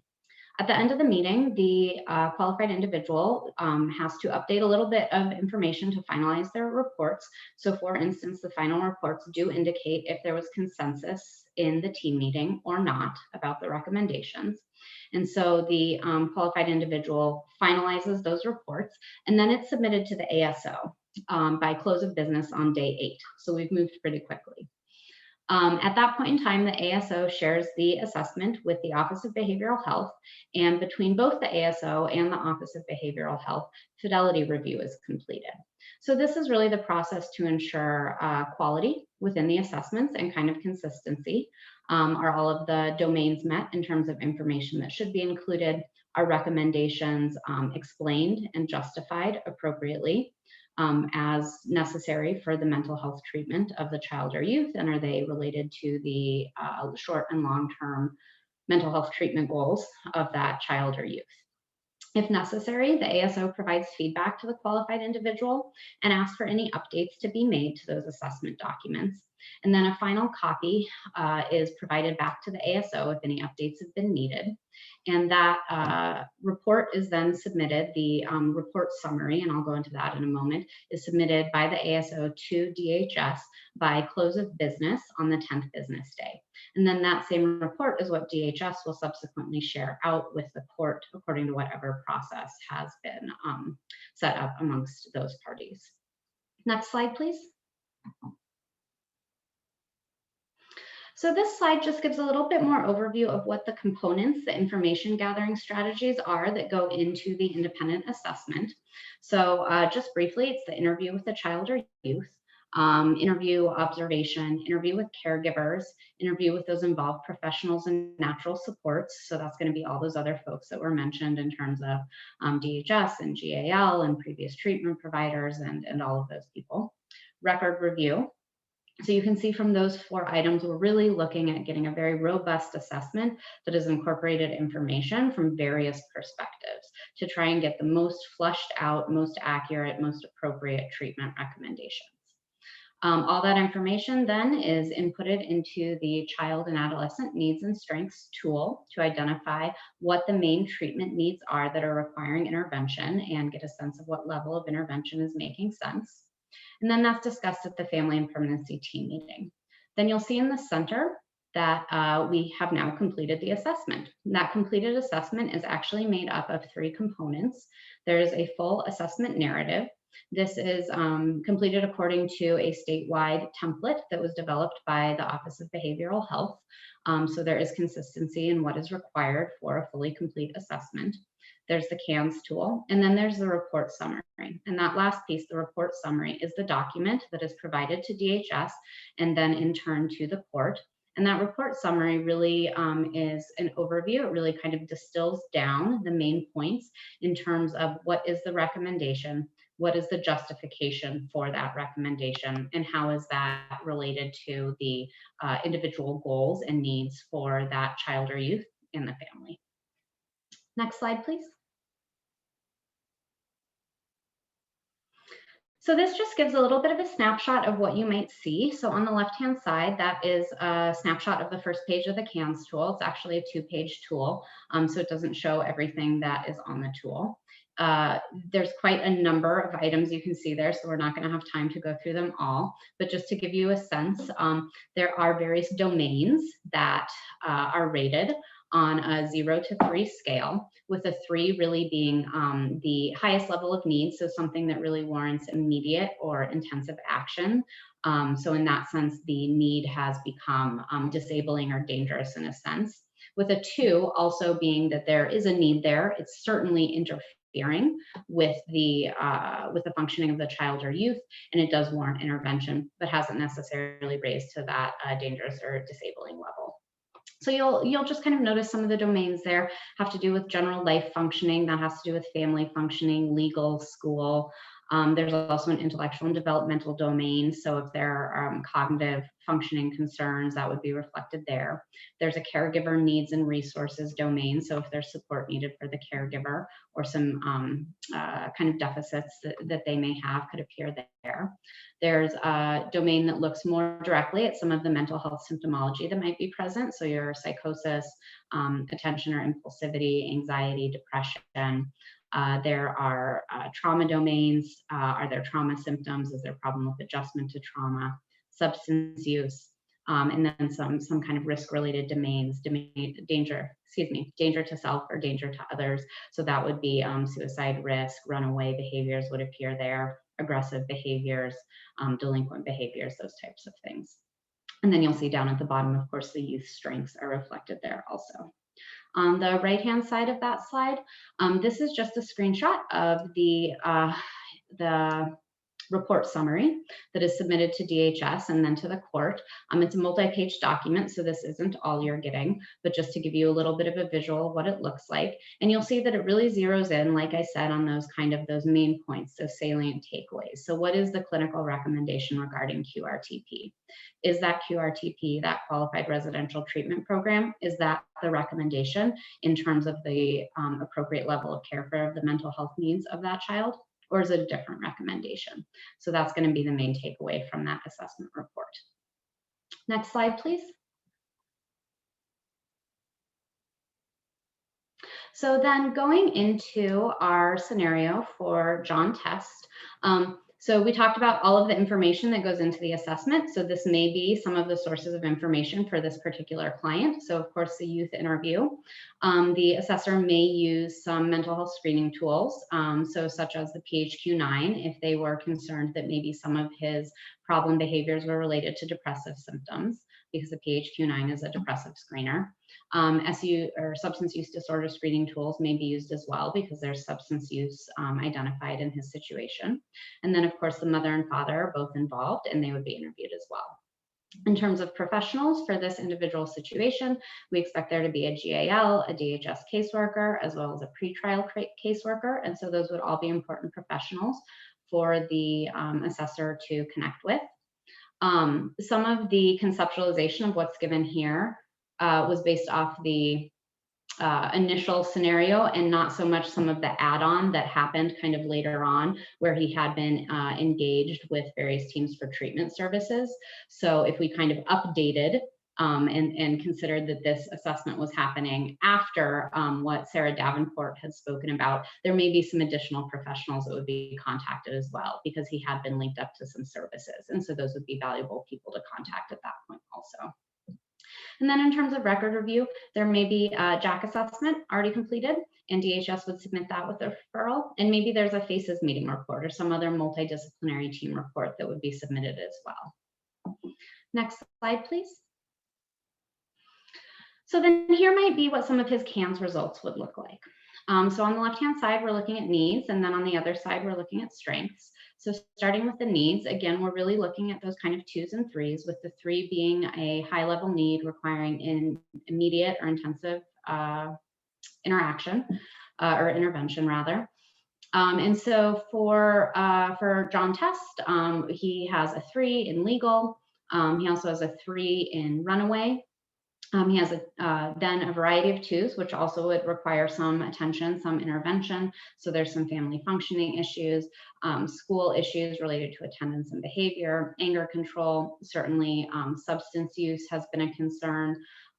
That's rated as a 2 here, potentially with additional information. You know, if he had been in the hospital, maybe that would raise to a 3. You know, it's really going to depend on the individual components of the situation. And then in terms of strengths, it's kind of the opposite. So 0s are really a centerpiece strength, something that's really well developed.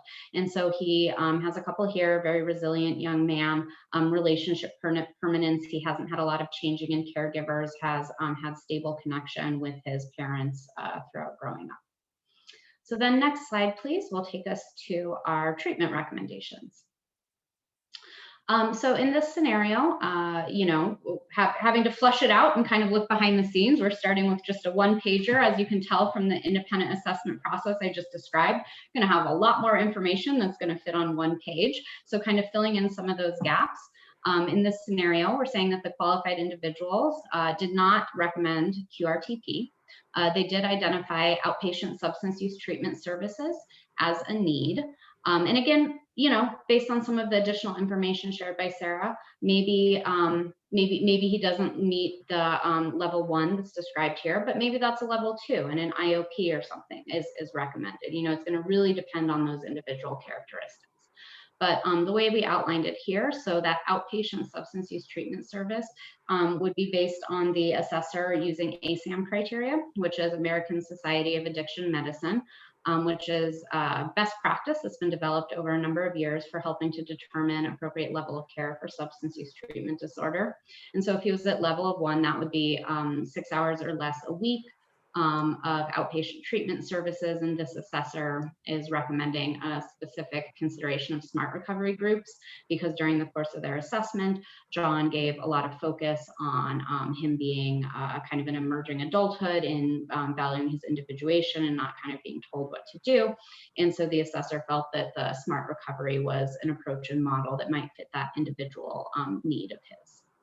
The next recommendation would be for multisystemic therapy with contingency management, so that's MSTCM. And that was really indicated by the qualified individual because they really identified that the client has problem behaviors across multiple environments and multiple settings, including school issues, runaway, involvement with delinquent peers, possible gang activity, as well as some kind of conflict and family functioning challenges. So that is a family-based approach. It is an intensive in-home service that can work with those specific needs he has, as well as the contingency management being focused on the substance use component. Then also recommending mentorship because he needs to develop some positive recreation interests and social network building.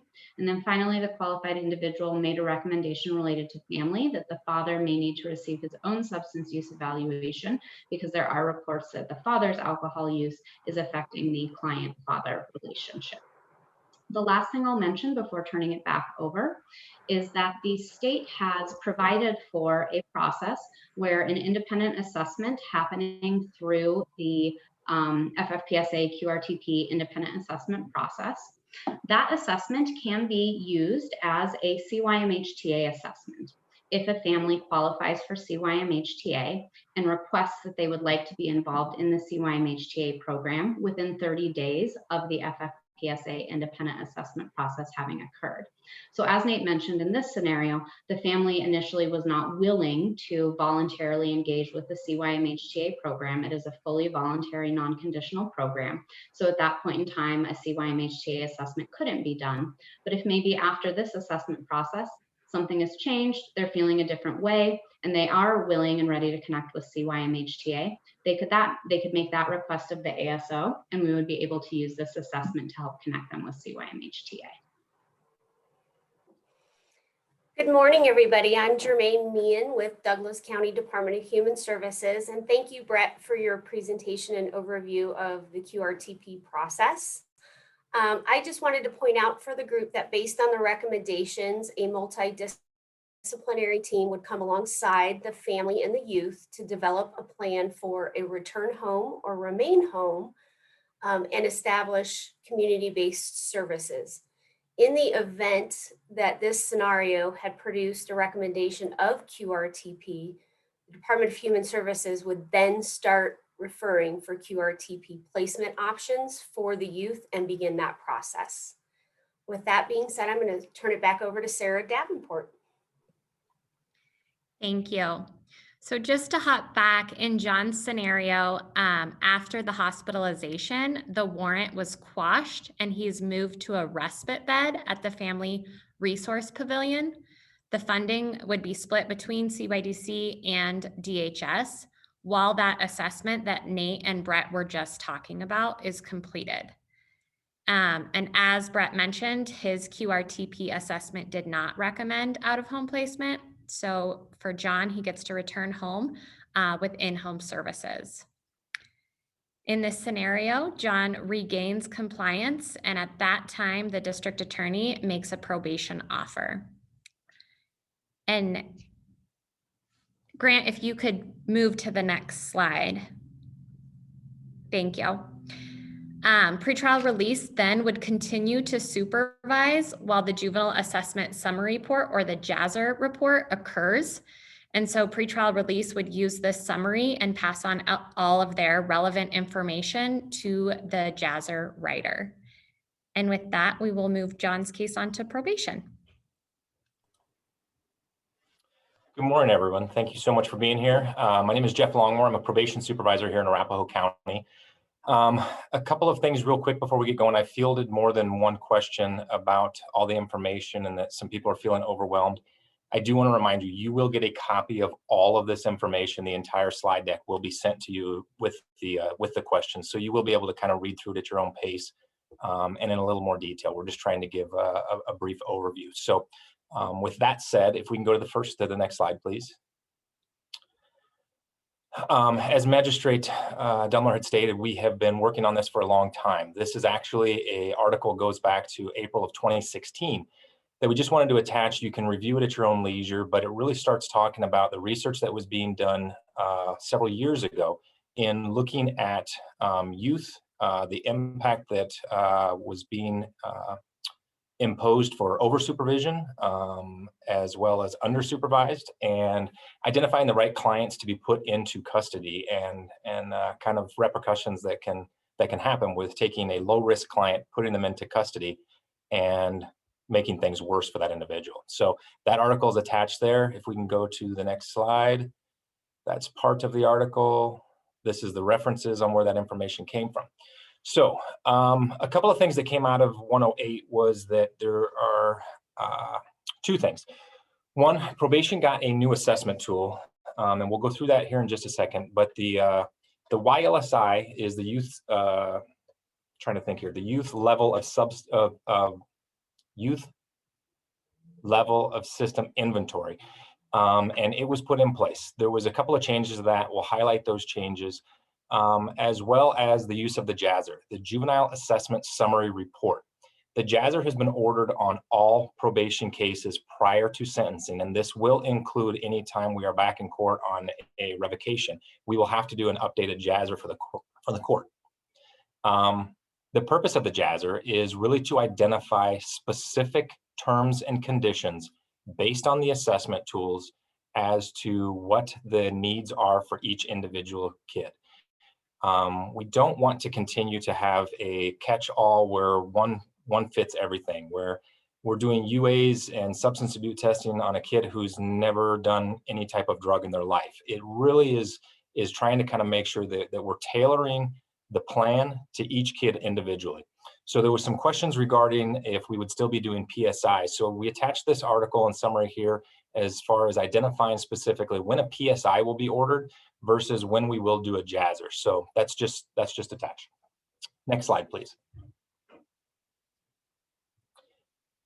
the YLSI, the Youth Level of Service Inventory, it has 8 domains. The biggest difference that this is going to impact for us is that the YLSI allows us to take into account the current offense when assessing risk level for the individual.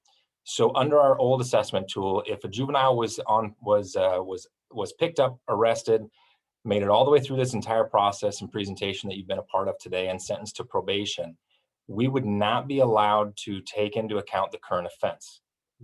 The new assessment tool allows us to do that.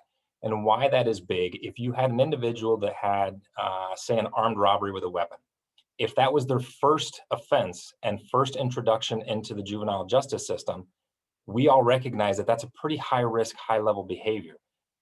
That would not score on the old assessment tool. On the new tool, this allows us to take that into account and try to identify and plug into the appropriate services. So this is going to kind of walk through, this sheet here just kind of talks a little bit about what those domains are. At the bottom of the sheet, you can see how it will score out, and it is separated out female and male to being able to identify. So next screen, please. So this is the YLSI. We took John and plugged him into the assessment tool. And probation is very, very fortunate in the fact that by the time we get him and are putting together this assessment, we have been able to collect data and information from the JAC, from pretrial, from DHS, and then from our own internal interviews. So we have what we feel like is a pretty complete picture and cross-reference of information that the different parties have gotten. So we sit down with the family, do the interview, and then score the juvenile out in these 8 domains. In the comments section, we can reference where the information came from, so that kind of our own notes and our own purposes. And then there is an entire book that goes along with this process to make sure that we are all staying true to the actual assessment tool and reading and understanding the questions in the same way. So you can see here we have prior and current offenses, family circumstances, education and employment. What I want to point out to you is if there is nothing, and we'll see it on the next vignette, if there's nothing identified in that box, then we truly want to identify that as a strength. And you can see in the bottom of section 2, family circumstances and parenting. At the very bottom there, you can see strength.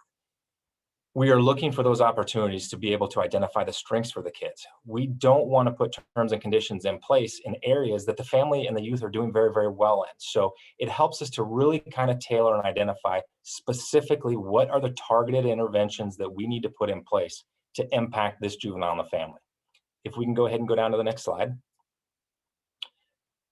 We can see he's got serious substance abuse issues. He's got rec and leisure issues. The substance abuse issues, he admits to daily substance abuse of marijuana. He talks about drinking on the weekends and then getting into fights. He talks about his gang involvement. So these are all areas that scored very, very high. That's where we want to target our intervention. That's where we want to start with trying to make the impact. So we pull this assessment, pull all this information, and then if we go to the next slide, we begin to write our JASR, Juvenile Assessment Summary Report. Now, I do want to let people know we are doing it in 2 different ways. Because we're such a big jurisdiction, we had the opportunity to try to figure out what was going to be the best as far as implementing the use of this tool with the family, the kid, as well as looking how it was impacting resources and staff. So in the 18th Judicial, what we have done is in Arapahoe County, the intake or the PSI unit will be doing the completion of the JASR report. They will bring the family in, they will go through the information, they'll pull all the collateral contacts, they'll get in contact with the schools, they'll get the information from pretrial, human services, everybody involved. They will do the interview and then they will put the report together and submit it to the court prior to sentencing. And in Douglas County, we are piloting it a little bit different. And what we will do is we will have the actual probation officer, once that case moves over for the JASR to be assigned, that case will be assigned to them. They will do the interview, gather all of the information. They will write the report. And then after sentencing, they will continue with the supervision of that case. So we're piloting it in a couple of different ways. We're trying to figure out how to make the most out of limited resources and just trying to see what's going to be the best product to be able to get to the court and be able to impact the family. So as you can see, If we scroll up just a scoosh.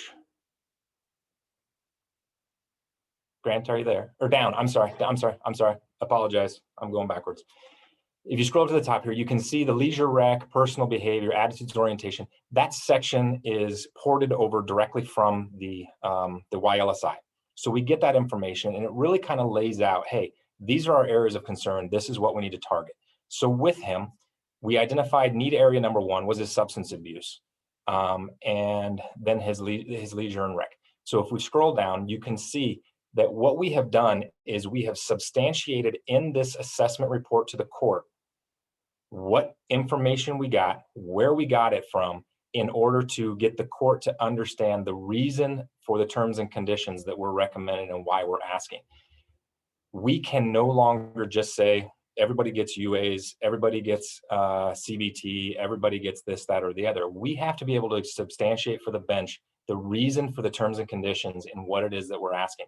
So you'll see on this report, if we scroll down, we have need area number 1, substance abuse, need area number 2, peers and relations, and then need area number 3, attitudes and orientation. So you'll be able to sit down and read this through in a little more detail to kind of see what kind of information we're putting in place. But the report, if we continue to scroll down, we take that information and now we start into the actual terms and conditions.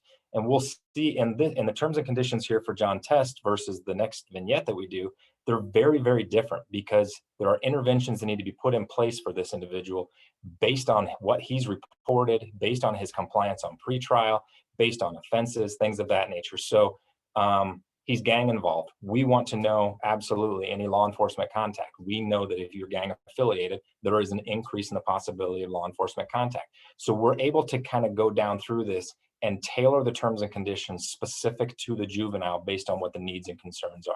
If we can go ahead and page down.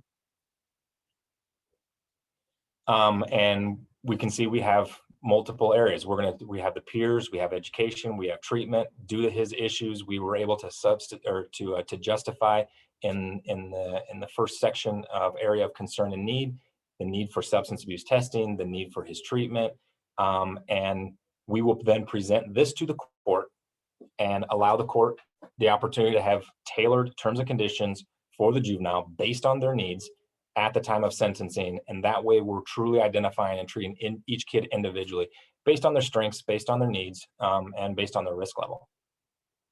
And I think that's it. If we scroll down one more page, I think this goes to somebody else. Zach, you're back on. Thank you, Jeff. So that'll be the end of John Test. So we'll start our second scenario, second vignette with Zach Doe. So if you want to read this vignette, it's shorter than John Test. We can read that and then I'll start his screening tool. Give a few seconds here.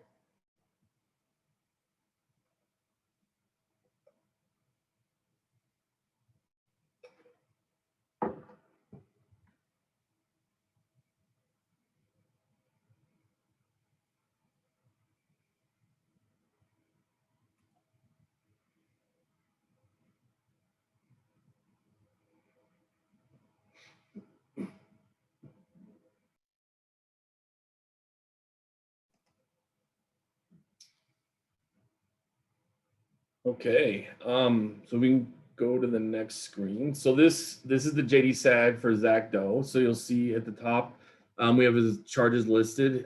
He has robbery, third-degree assault, and in this case, mom is the victim, and harassment, which is a misdemeanor charge. So the first 2 are felonies. So we'll start at the top here. So the current crime of violence or weapons charge is a no. Robbery is not considered a crime of violence per the statute. So aggravated robbery would be. And first and second degree assault would be, but not third degree assault or robbery. So we'll put a no for that one. Division of Youth Correction, Youth Services or escape is a no. There's no court orders or warrants, so that's also a no. So you'll see we'll screen down to our indicators of serious repeat delinquency. He has no prior felony adjudications, no pending felonies. He's never been out on bond or release conditions, no previous failure to appear warrants or court conditions being violated. However, question 8 is a yes due to robbery and third degree assault being a yes. So that is the current charge. So that is going to be yes for 8. Questions 9 and 10 are both no, since he is 16 and his first offense. And also in the vignette, he told us that he hangs out with good kids that aren't delinquents, and he had no co-defendants and no gang involvement. For the next box, risk of self-harm, these are all no's as well. Youth denied any current feelings of suicidal or self-harm, suicidal ideation or self-harm. No gang involvement, no substance use, no run history, and no patterns of serious drug use. He's never been placed in a residential placement, so that is also a no for 13. Severe substance use is a no due to having no charges for substance use and nothing that we could see, as well as his denial of substance use. For question 15, prior history of violence in our public safety risk box, that is a no, since he has no previous charges that we could see, and mom also confirming there was no history of violence within the home prior to today. But as I stated earlier, 15 does not include the current charge of the assault or robbery. So 16, arson or sex offense charge history is a no due to him having no history. Same with weapon use, and for 18, threatening a victim or witness. For question 19 in the family or community resources box, youth has not been victimized by mom or neglected. However, for 20, this is a yes due to mom being the victim of the third-degree assault, robbery, and harassment. So we would circle yes for that one. 21, youth has no involvement with DHS at this time and is not in their custody. And youth denies running from home at any time, and mom also stated that was true. For 23, he does not lack stable school. He's doing very well in school and has a good GPA and has aspirations of going. For 24, mother at this time, she originally said she was not going to have youth home. However, she changed her mind after speaking with DHS, and we'll get more into that with the report. And so at this time, she's willing to have youth home. So you'll see when we screen, when we go to the first box up top, it says none. So we would have to screen down to the right side, down into our indicators of serious repeat delinquency. Question 8's a yes, so that would take us down to our public safety risk box. And however, those are all no's. So then we screen down the right side to question 24, where mom can supervise. And then, so that takes us to a level 3 due to number 20. You'll see that arrow pointing down to level 3. So if we could scroll a little bit down, Grant, just to see the next, not the next page, but the bottom of the sheet. You can see here a little bit up, sorry. Right about, that's perfect. So you'll see here, we put level 3 per the screening tree. So the youth did screen to level 3, and per our chief judge's order, level 3 means we need to contact the appropriate Department of Human Services. So in this case, since youth lives in Douglas County, we'd be calling Douglas County DHS and letting them know, hey, Zach Doe is here. He was transported to us for a third-degree assault against mom. I'm sorry, not third-degree assault. Robbery, yes, third-degree assault and robbery, as well as harassment. He is screening to level 3, and so at that time, DHS will determine whether they would place youth in a respite bed here at Shiloh House, or if we would release back in community to mother or other kin. And so at that time, DHS spoke with mother over the phone, and after some discussion, mother agrees to take youth home. So youth is overridden to a level 4. So in the current chief judge's order, if the current level is not available, then we have to find the next available level, appropriate level. So with level 3 youth, if DHS does decide to put the youth in respite, we would keep that as a level 3, and youth would be here at Shiloh House until the detention hearing. If they say send the youth kid back into the community, then if a charge is a felony, which this one is, the youth would screen to a 4. If it's a misdemeanor, they would screen to a 5, which would be released back to mom with a promise to appear. In this case, he's going back home with mom with promise to appear on the level 4, and we'll have court the next business day. So this youth is not going to detention. So we can scroll to the next sheet.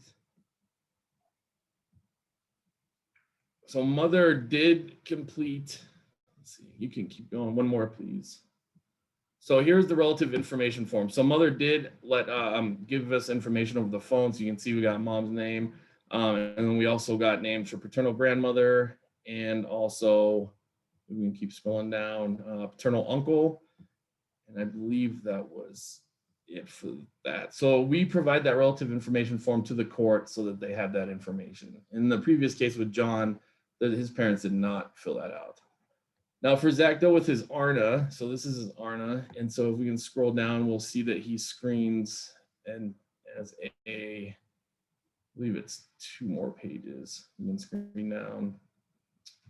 He is scoring as a low on the ARNA due to lack of history. So if we can keep going down.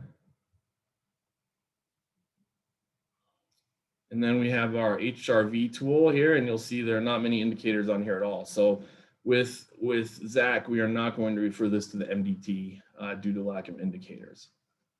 So we'll go to our next screen.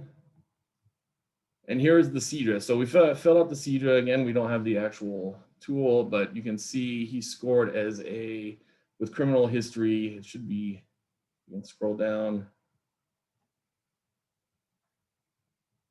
So the criminal history score is a 3, and then his social score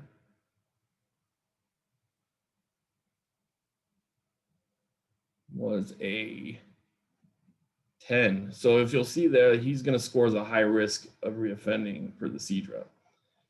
So you'll see the difference here with the charge and this youth going home scoring as a high versus the other youth scoring as a moderate and being detained. So this is just more of the CEDRA here. We can scroll, keep scrolling down a little bit. And here's our detention report. So in the detention assessment report, if a youth does screen out of detention, we're noting that at the top there underneath the bond amount that they screened out of detention, and we're given a promise to appear with mother so that the court officers know. And then the parent summary, you'll see that mother did have concerns around having youth back in the home, but we noted in there that she spoke with Human Services and she felt comfortable having the youth come home after that. So we note that in the report as well. And then we'll also list the high risk of recidivism per the CEDRA on there. And then we go into detail with the information that the youth provides us during the assessment. And so after that, the youth will be, youth shows up for court, and then we will pass that on to the next person, I believe. Yes, that's me. Thanks, Zach. Thank you. Yeah, so my name is Carrie Utzi. I'm the pretrial release supervisor in Douglas, Elbert, and Lincoln. Some of this will be a little bit repetitive from the previous scenario, but we'll just go with it.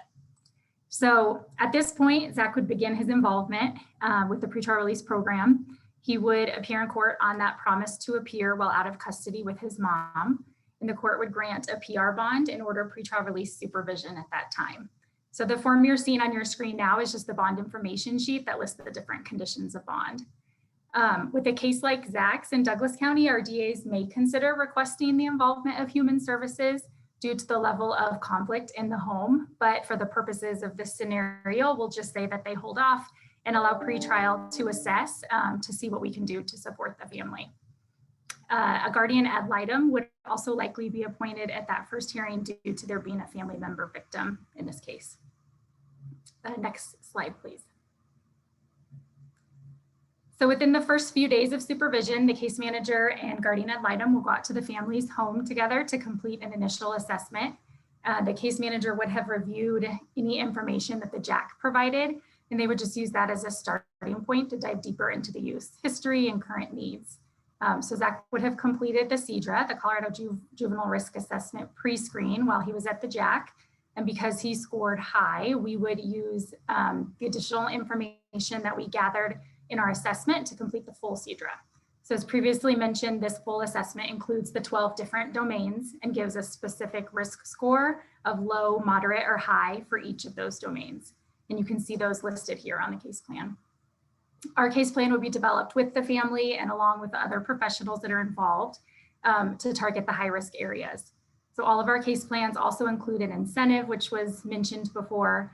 We use that as a motivation tool. It's typically a gift card to a store that the youth chooses, but it can also be something non-monetary like a later curfew or the ability to attend a special event or something like that. So going back to Zach's specific case, it's clear after speaking to the family that there's a significant level of conflict in the home, and then additional mental health concerns are uncovered. So that leads the team to recommend a mental health evaluation, and pretrial would work with the family to get that set up. Next slide, please. And then as pretrial supervision continues, Zach maintains a negative attitude and he's not following the conditions of his bond. The family conflict also continues and things escalate to the point of the police being called to the home. So pretrial would submit a bond violation report to the court to notify them, which is what you're seeing on your screen now. Zach does not receive new charges from that incident, but mom is again saying that she's not willing to have Zach in her home at this time. So at this point, the team feels that utilizing a respite bed would be appropriate. And in Douglas County, we have a new program called Alternatives to Detention, or A2D for short, which is a collaboration between our collaborative management program, CYDC, probation, DHS, and various other agencies. We're able to utilize a respite bed at the FRP for up to 21 days for any youth who is involved in the juvenile justice continuum. So Zach would be screened for the appropriateness of that respite bed. The DAs would need to approve that plan, and then he could be voluntarily placed there. This was mentioned also in the previous scenario, but I feel it's important to note again that we also have the ability to utilize that same respite bed or those same respite beds through CYDC specific funding as well. So Zach's mental health evaluation would then be completed during his stay at the FRP, with the recommendations ultimately being for individual and family therapy. And pretrial would work with the family to access funding and send referrals for those services. Next slide, please. And then Zach returns home from the respite bed once the services are in place, and he would continue pretrial supervision. And this is a pretrial report that we would submit to the court for all of our subsequent hearings, just to report on Zach's progress. So at this point in the case, the family's benefiting from the therapy that was put in. Zach is able to regain and maintain compliance, and that results in the DA making him a probation offer. And then the next slide, please. Thanks. And then as discussed also in the previous case example, this form is something that we would use to pass all of our information on to the probation officer, who would write the JAZR report. And probation also has access to all of the pretrial reports that we've submitted to the court throughout the case, so they can review those as well. So once Zach pleads guilty and the JAZR process begins, he would remain under pretrial supervision until his sentencing hearing. And he maintains compliance during that time, is eventually sentenced to probation, and then he ends his involvement with pretrial release. So I will turn it over to probation from here. Hello, I'm back. So here we are with John Test. What I want to do is I want to draw your attention to a couple of things. You can see in some of the same domains, we're going to use the same instruments regardless of the juvenile. But as you can see in the domains as we go through this, he scores much more low risk. If we can go down to the next page.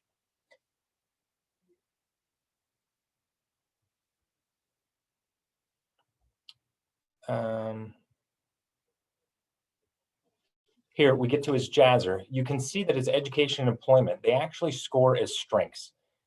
His peer relations score as strengths. His substance abuse scores as strengths. Rex and leisure scores as strengths.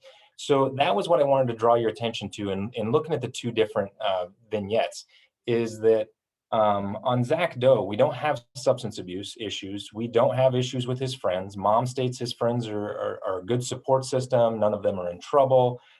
He's involved in different activities. So all of these things that are going well for him and the family, we want to build on and support those, and not put any type of intervention in place that's going to create any type of issue or hiccup, or potentially introduce him to people that could potentially side rail some of those strengths. So as we look here, we do still identify two areas of need. Need area number one is the family circumstances and parenting. We want to identify this specifically because mom's the victim in this case. So we're going to recommend that they comply with family therapy, and that Zach participate in an anger management class. It's been stated through all the documentation that we've been able to pull together that this has been an ongoing issue. It's getting a little more escalated. There's concern with the other kids in the home. So we want to make sure that we're getting the family on track, supporting mom, make sure we're getting in place what she needs to be able to regain control of the home, but also supporting Zach and his anger issue. If we go down to need area number two, Next page, or a little lower on this page. Too far. Personal behavior. So we also want to look at Zach and say, okay, what else is going on? We want to make sure that we're identifying his issues. We want to be able to provide him an opportunity to have space to be working with somebody and talking with somebody that is outside of mom as well. So if there is issues that he feels like he needs to be taken care of and addressing, we want to make sure we provide him that opportunity, that space. The other thing I forgot to point out, on the Jazzer, it says below each one of the targeted areas, is the proposed intervention available in the community? Yes. Each of these interventions that we want to put on place with both vignettes, it is available in the community. So there is no reason to be looking at out-of-home placement or things of that nature. We can address this while still in the community. If we go ahead and scroll down, as you can see, the terms and conditions are very, very different. A little further.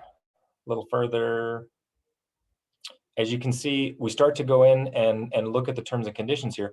There are areas that we are not concerned about with Zach. We feel like mom has good communication with us. She has good communication with everybody. She's invested in what's going on.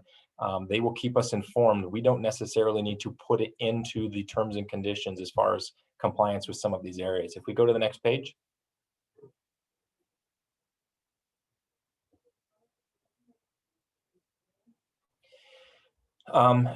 Zach's already engaged in school. He carries a 3.6 GPA. We don't need to put an intervention in place to say, hey, you're going to let us know and you're not going to have any excuse targets. Now, that doesn't mean we're not going to monitor these things just for compliance issues, but it's not something that we're going to put in place as a term and condition. He's doing this well. We want to support what he's already doing well. Peer relations. He's got good friends. We don't need to worry about interventions as far as gangs and things like that. Now, with all of this being said, if 6 months down the road, Zach takes a left turn and all of a sudden substance abuse is an issue and he's caught with marijuana at school and things like that, we have the ability to go through a motion to modify to get back into court to say, yes, judge, at this point with new information, we do have concerns about this behavior or that behavior, and then we can get it added in the terms and conditions. So just because we don't put it in on day one, not knowing that it's an issue, it doesn't mean that we can't come back at a later point in time and add it if needed. So as you can see, I just wanted to point out the difference in the terms and conditions. They're very, very different based on the individual kid and based on their needs and the targeted interventions that are going to be needed to get them back on track. I'm not sure who this goes to next.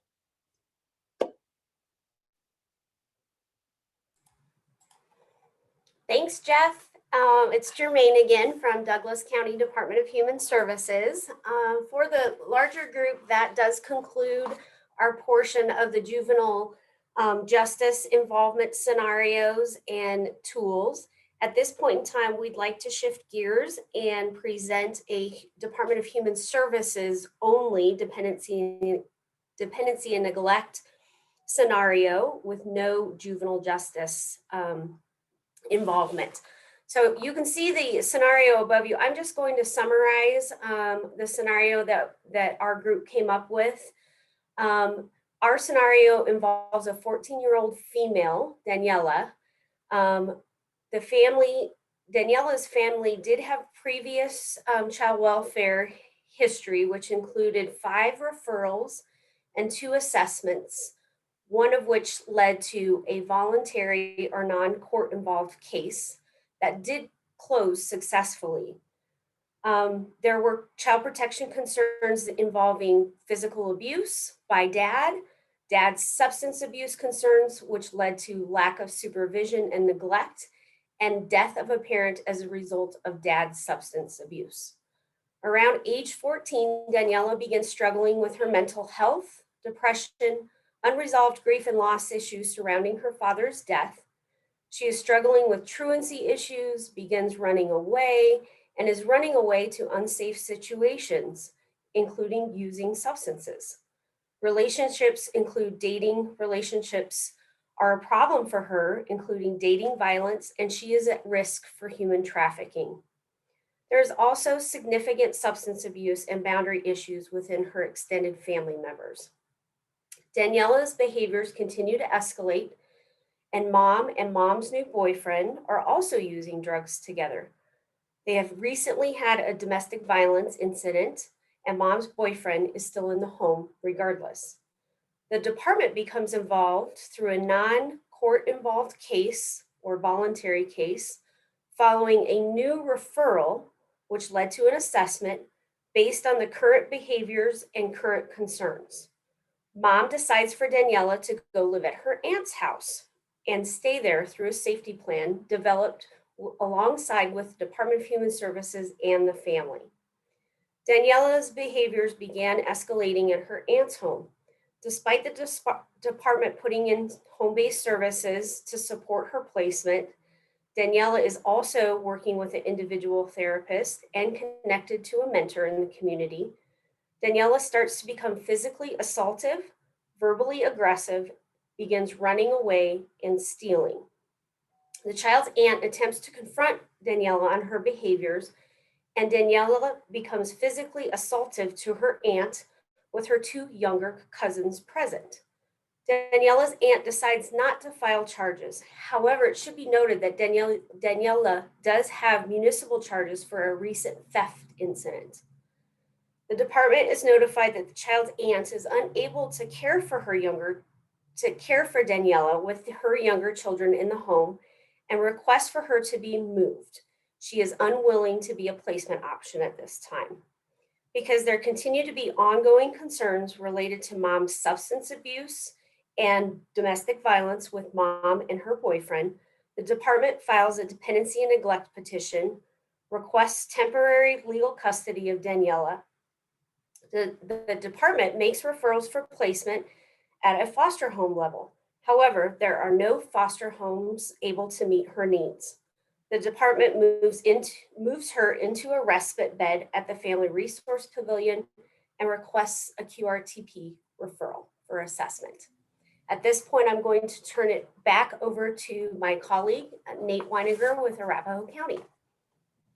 Thanks, Jermaine. And one of the things we really wanted to show with this is that it doesn't have to be a case that's juvenilely, in the juvenile delinquent court. I think that what we've seen in the past with us and the abilities of human services is we felt that a client met the level for congregate care. We would internalize that staff and make that decision when they're and make that placement option. With the family first, that is no longer something that we would do without going through this process for QRTP independent assessment.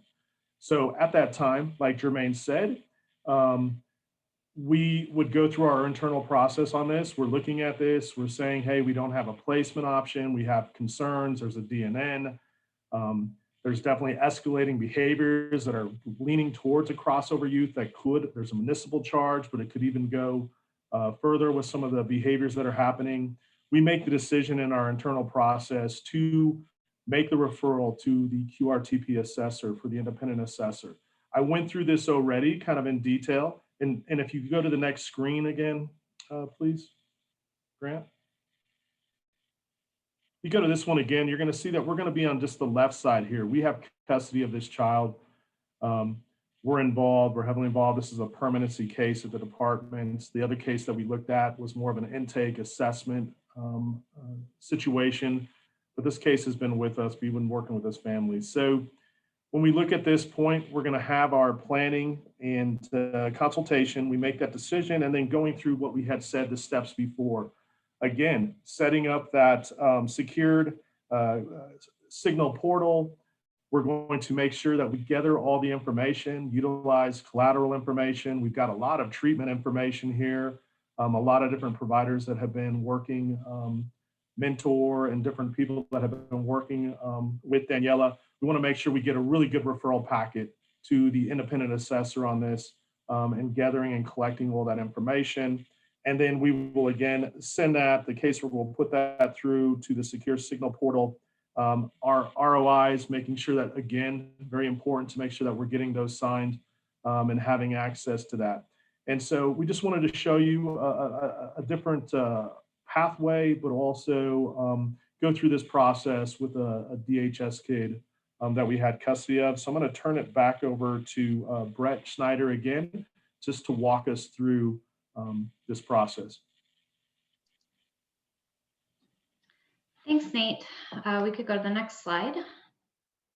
So I'm not going to review this in depth again because I know we just went over it, but just as an overview, again, with the independent assessment process, we are looking at that 10 business day timeframe. So starting from when the team submits the referral that Nate was just describing, which would be the referral face sheet, as well as all those records that were able to be gathered. It goes through the whole information gathering process, interview of all the various folks, includes the family and permanency team meeting, with the overview of the assessment process and what it looked like, discussion of the recommendations, includes the quality and fidelity review on the ASO and OBH side, and then finally the submission of the report by the 10th business day. Next slide.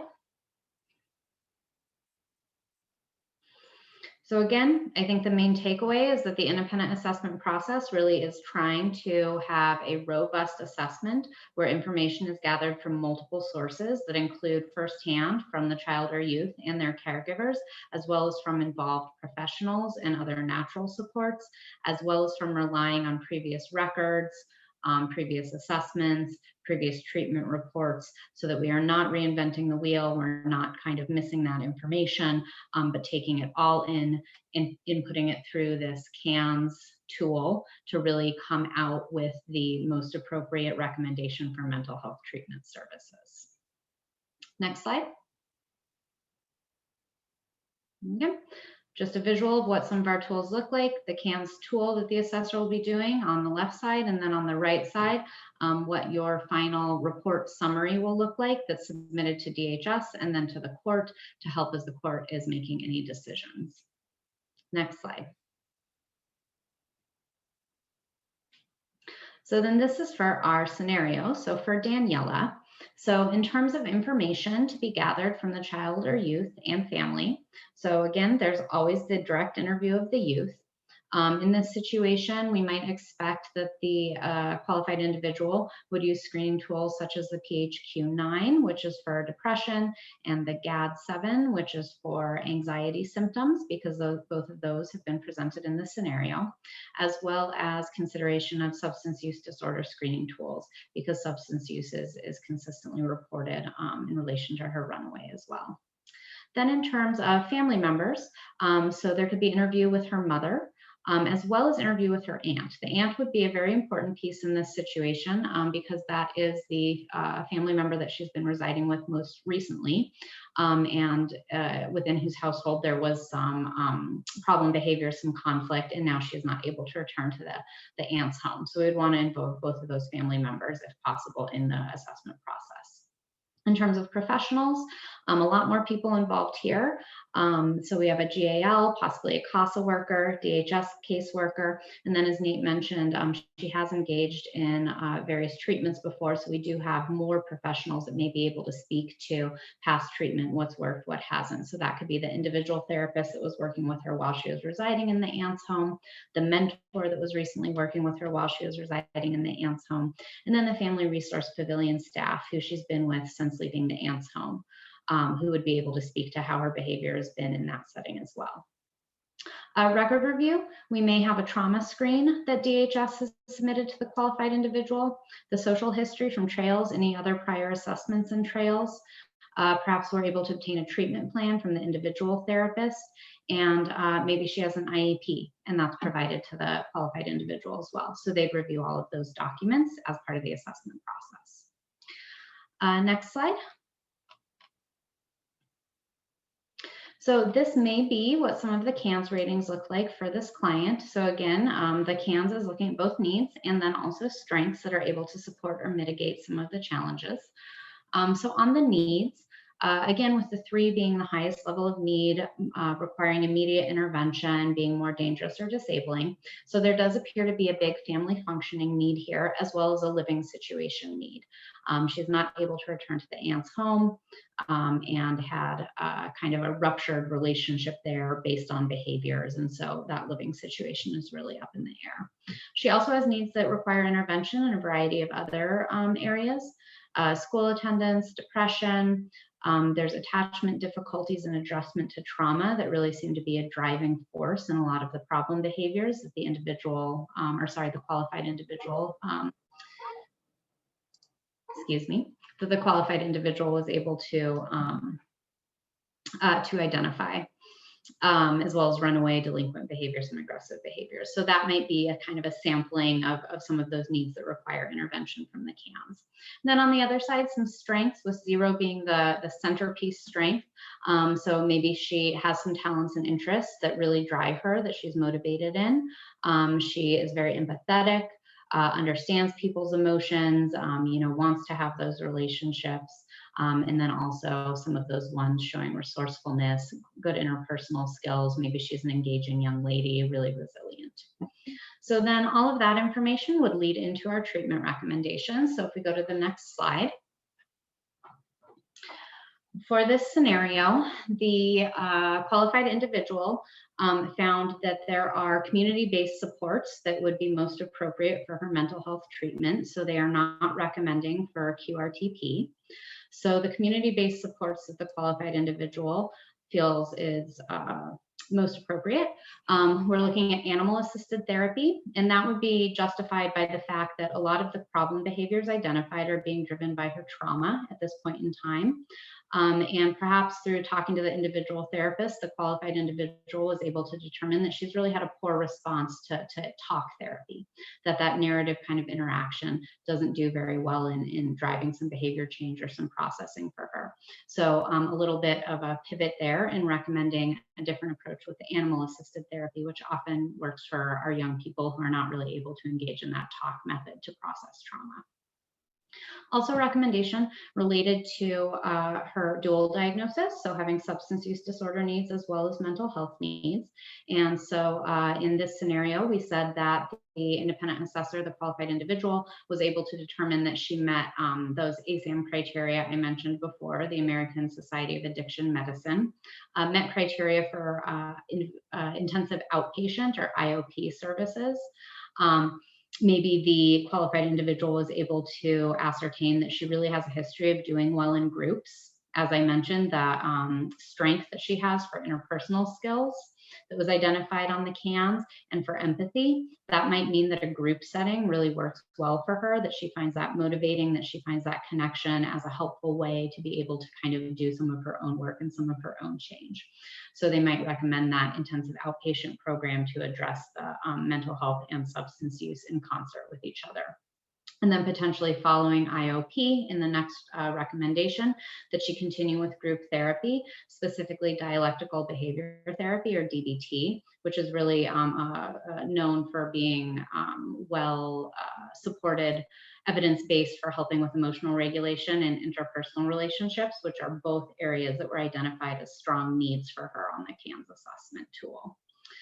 Continuing with mentorship, and this is justified because she needs a stable, positive adult relationship. Like we said, there's a lot of family functioning issues. There's some challenges with mom, some challenges with aunt, and some rupturing in that relationship. And so having a mentor continue to help with that stability, as well as helping her set some own positive goals and interests, because she is engaging in a lot of unsafe recreation and activities in the community. Could be a recommendation for advocating with the school to update her IEP. Maybe she has an IEP, but it might not include the emotional disability that's really increased over the past couple of years.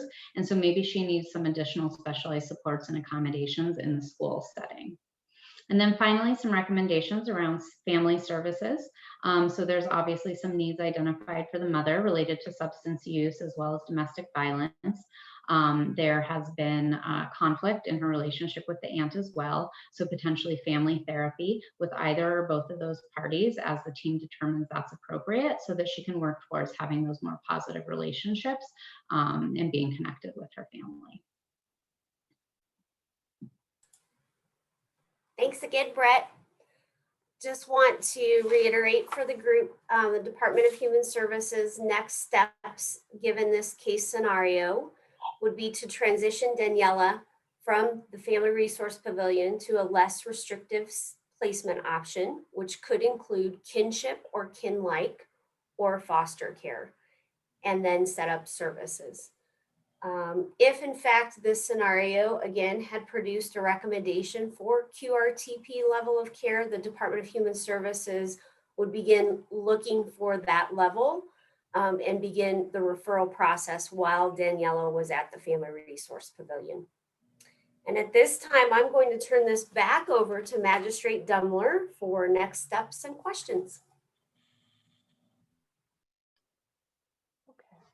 So as far as next steps go, we're going to move forward.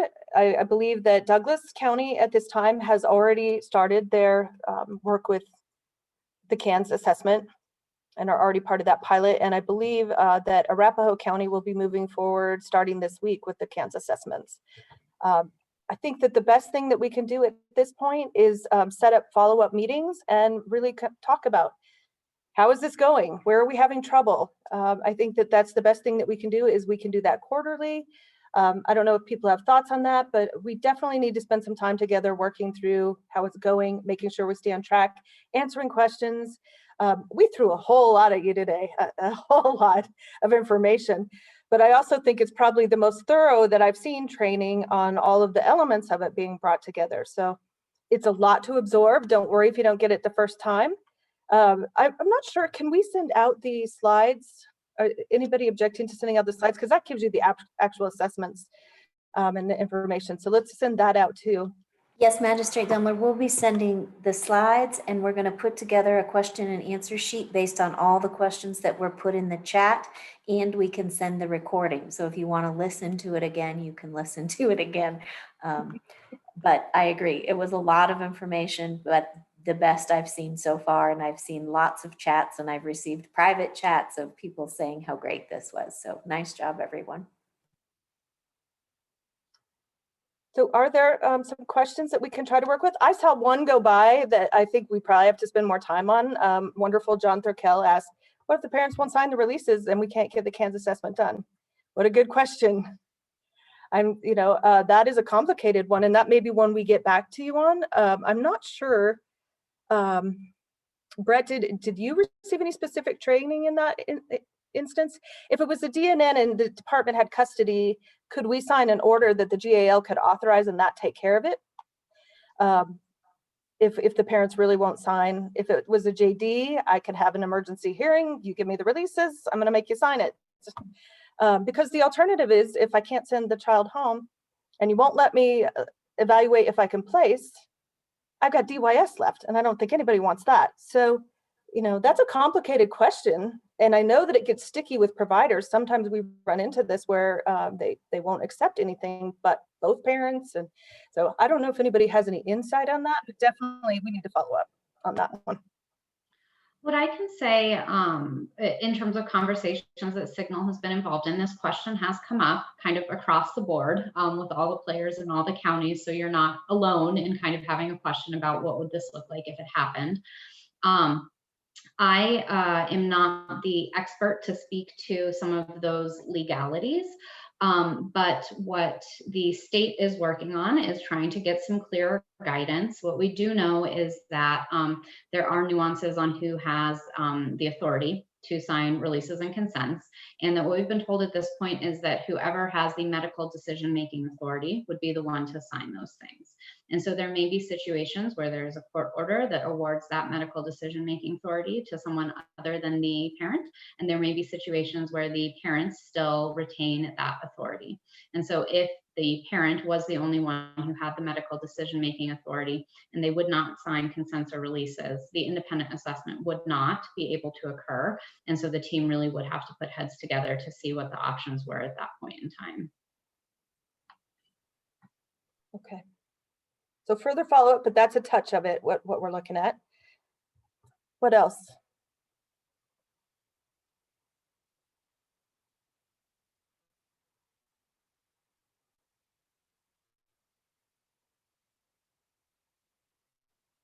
There's a question on here that I see from Yvette Duran. Have we gone over what time frame looks like when probation wants to go back to court to modify terms and conditions? I think what we're going to go forward with, and we're still working it out, is a report to the court that a hearing is necessary on that. We could use the incentive sanction model and bring them in on a sanction, or we could just have a report issue that a hearing is necessary.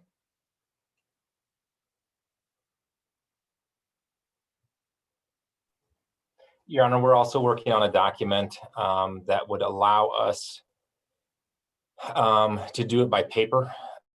In that if the juvenile agrees to the added or additional terms and conditions, we can go ahead and I forget what I titled it when I put it together, but it would allow for like a motion to modify essentially with the juvenile's agreement, almost similar to our extension. The juvenile agrees to an extension. In this case, the form is going to indicate the juvenile agrees to these terms and conditions based on these facts.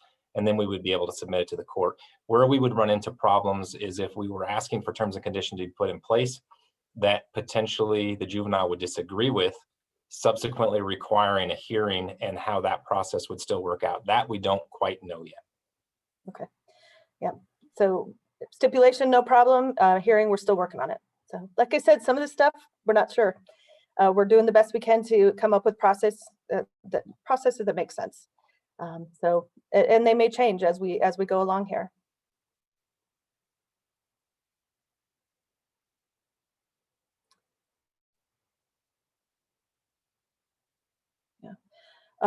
There's a question here from Christine Ralphus, or not really a question, but a statement, but we want to ensure that we have a good process for ensuring all collateral information is getting to the QRTP evaluators. Yep, I agree. As I think Nate said, we want a robust report because we want all that information considered. So if there are parties, if the DAs know this is happening, either send it to, I think that we could accommodate, and Brett can correct me if I'm wrong, that the DAs could forward that information if they thought it was relevant, or they could pass it on to the GAL or caseworker who could get it to the Kansas assessor. Are there currently any qualified QRTP placements in Colorado? I missed my last meeting, but there were not at the last meeting I went to. Is there an update on that? The last I've heard is that there are 17 that have put forward their application. They haven't yet been licensed or certified as QRTPs, but 17 that have put forward application. Perfect.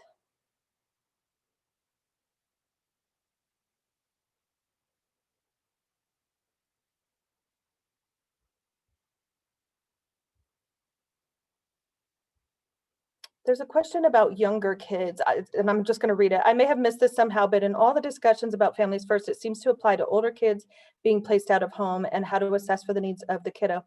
Where do the younger kids fit into this to avoid removal? I think that's a question for DHS. This is Ruby with Douglas County, and I'm happy to take that. The QRTP process is really for any age child that has a mental health need that a QRTP would address that need through treatment. Otherwise, placement is similar to how it always has been. The focus of Family First, though, is are there things that can be put in place to prevent out-of-home placement, which is what we have always done, but really trying to be more robust in that. And probably the biggest thing is that counties will now, or state will now receive federal funding for those prevention services, where before you never received federal funding until the child went into out-of-home placement. I saw a question go by also from the DAs from Douglas about if we don't have a mental health evaluation or a psych eval, is the Kansas assessor able to make a mental health diagnosis for purposes of that assessment? Yes, the qualified individual would be able to determine if criteria are currently met for a mental health diagnosis, and the full narrative assessment template that is being used across the state does have a section for diagnosis.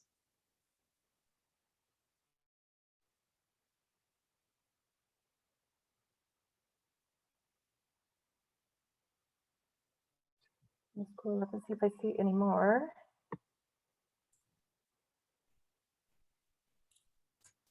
Hey, Magistrate Demler, this is Todd Hyman from Arapahoe.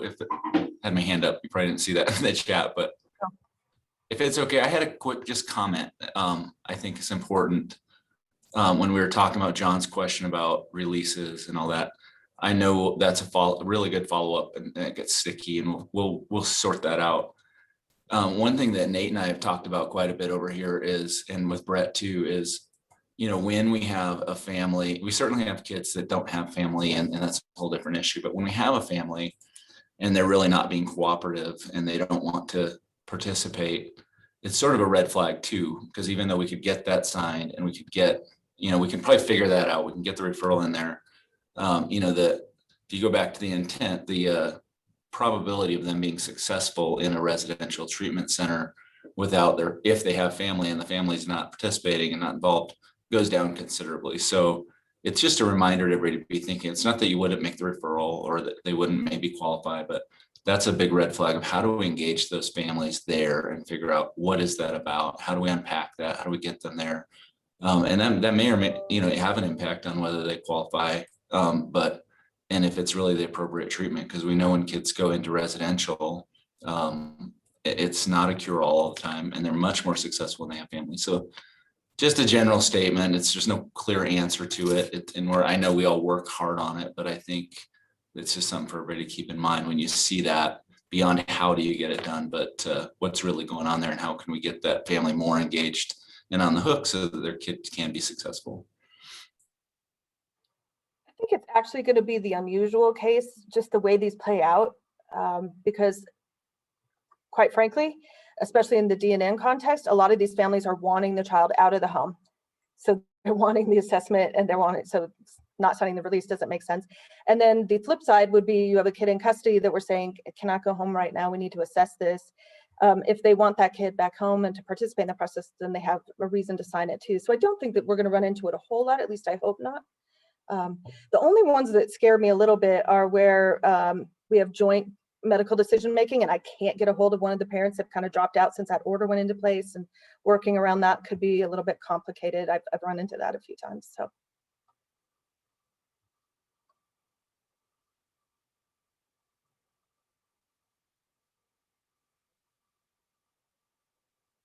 All right, that was long and we didn't stop for breaks.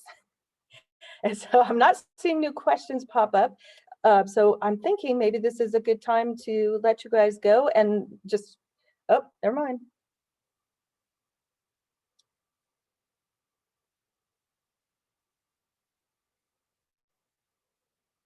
Oh, and we're just getting a kudos and how do we move forward and collaborate with other jurisdictions to make sure that they have access to this information. So that's good. That's very positive. Thank you. Everybody worked so hard on this. I really appreciate everybody's effort, and the information is great. I even learned some stuff. So I really think this was a worthwhile effort, and I know it was long, and thank you for your patience and participation. But if you think of questions later, please let us know. We'll send them back to the group and we'll get that information back out to you. And, like I said, we don't know everything yet, but we're trying really hard.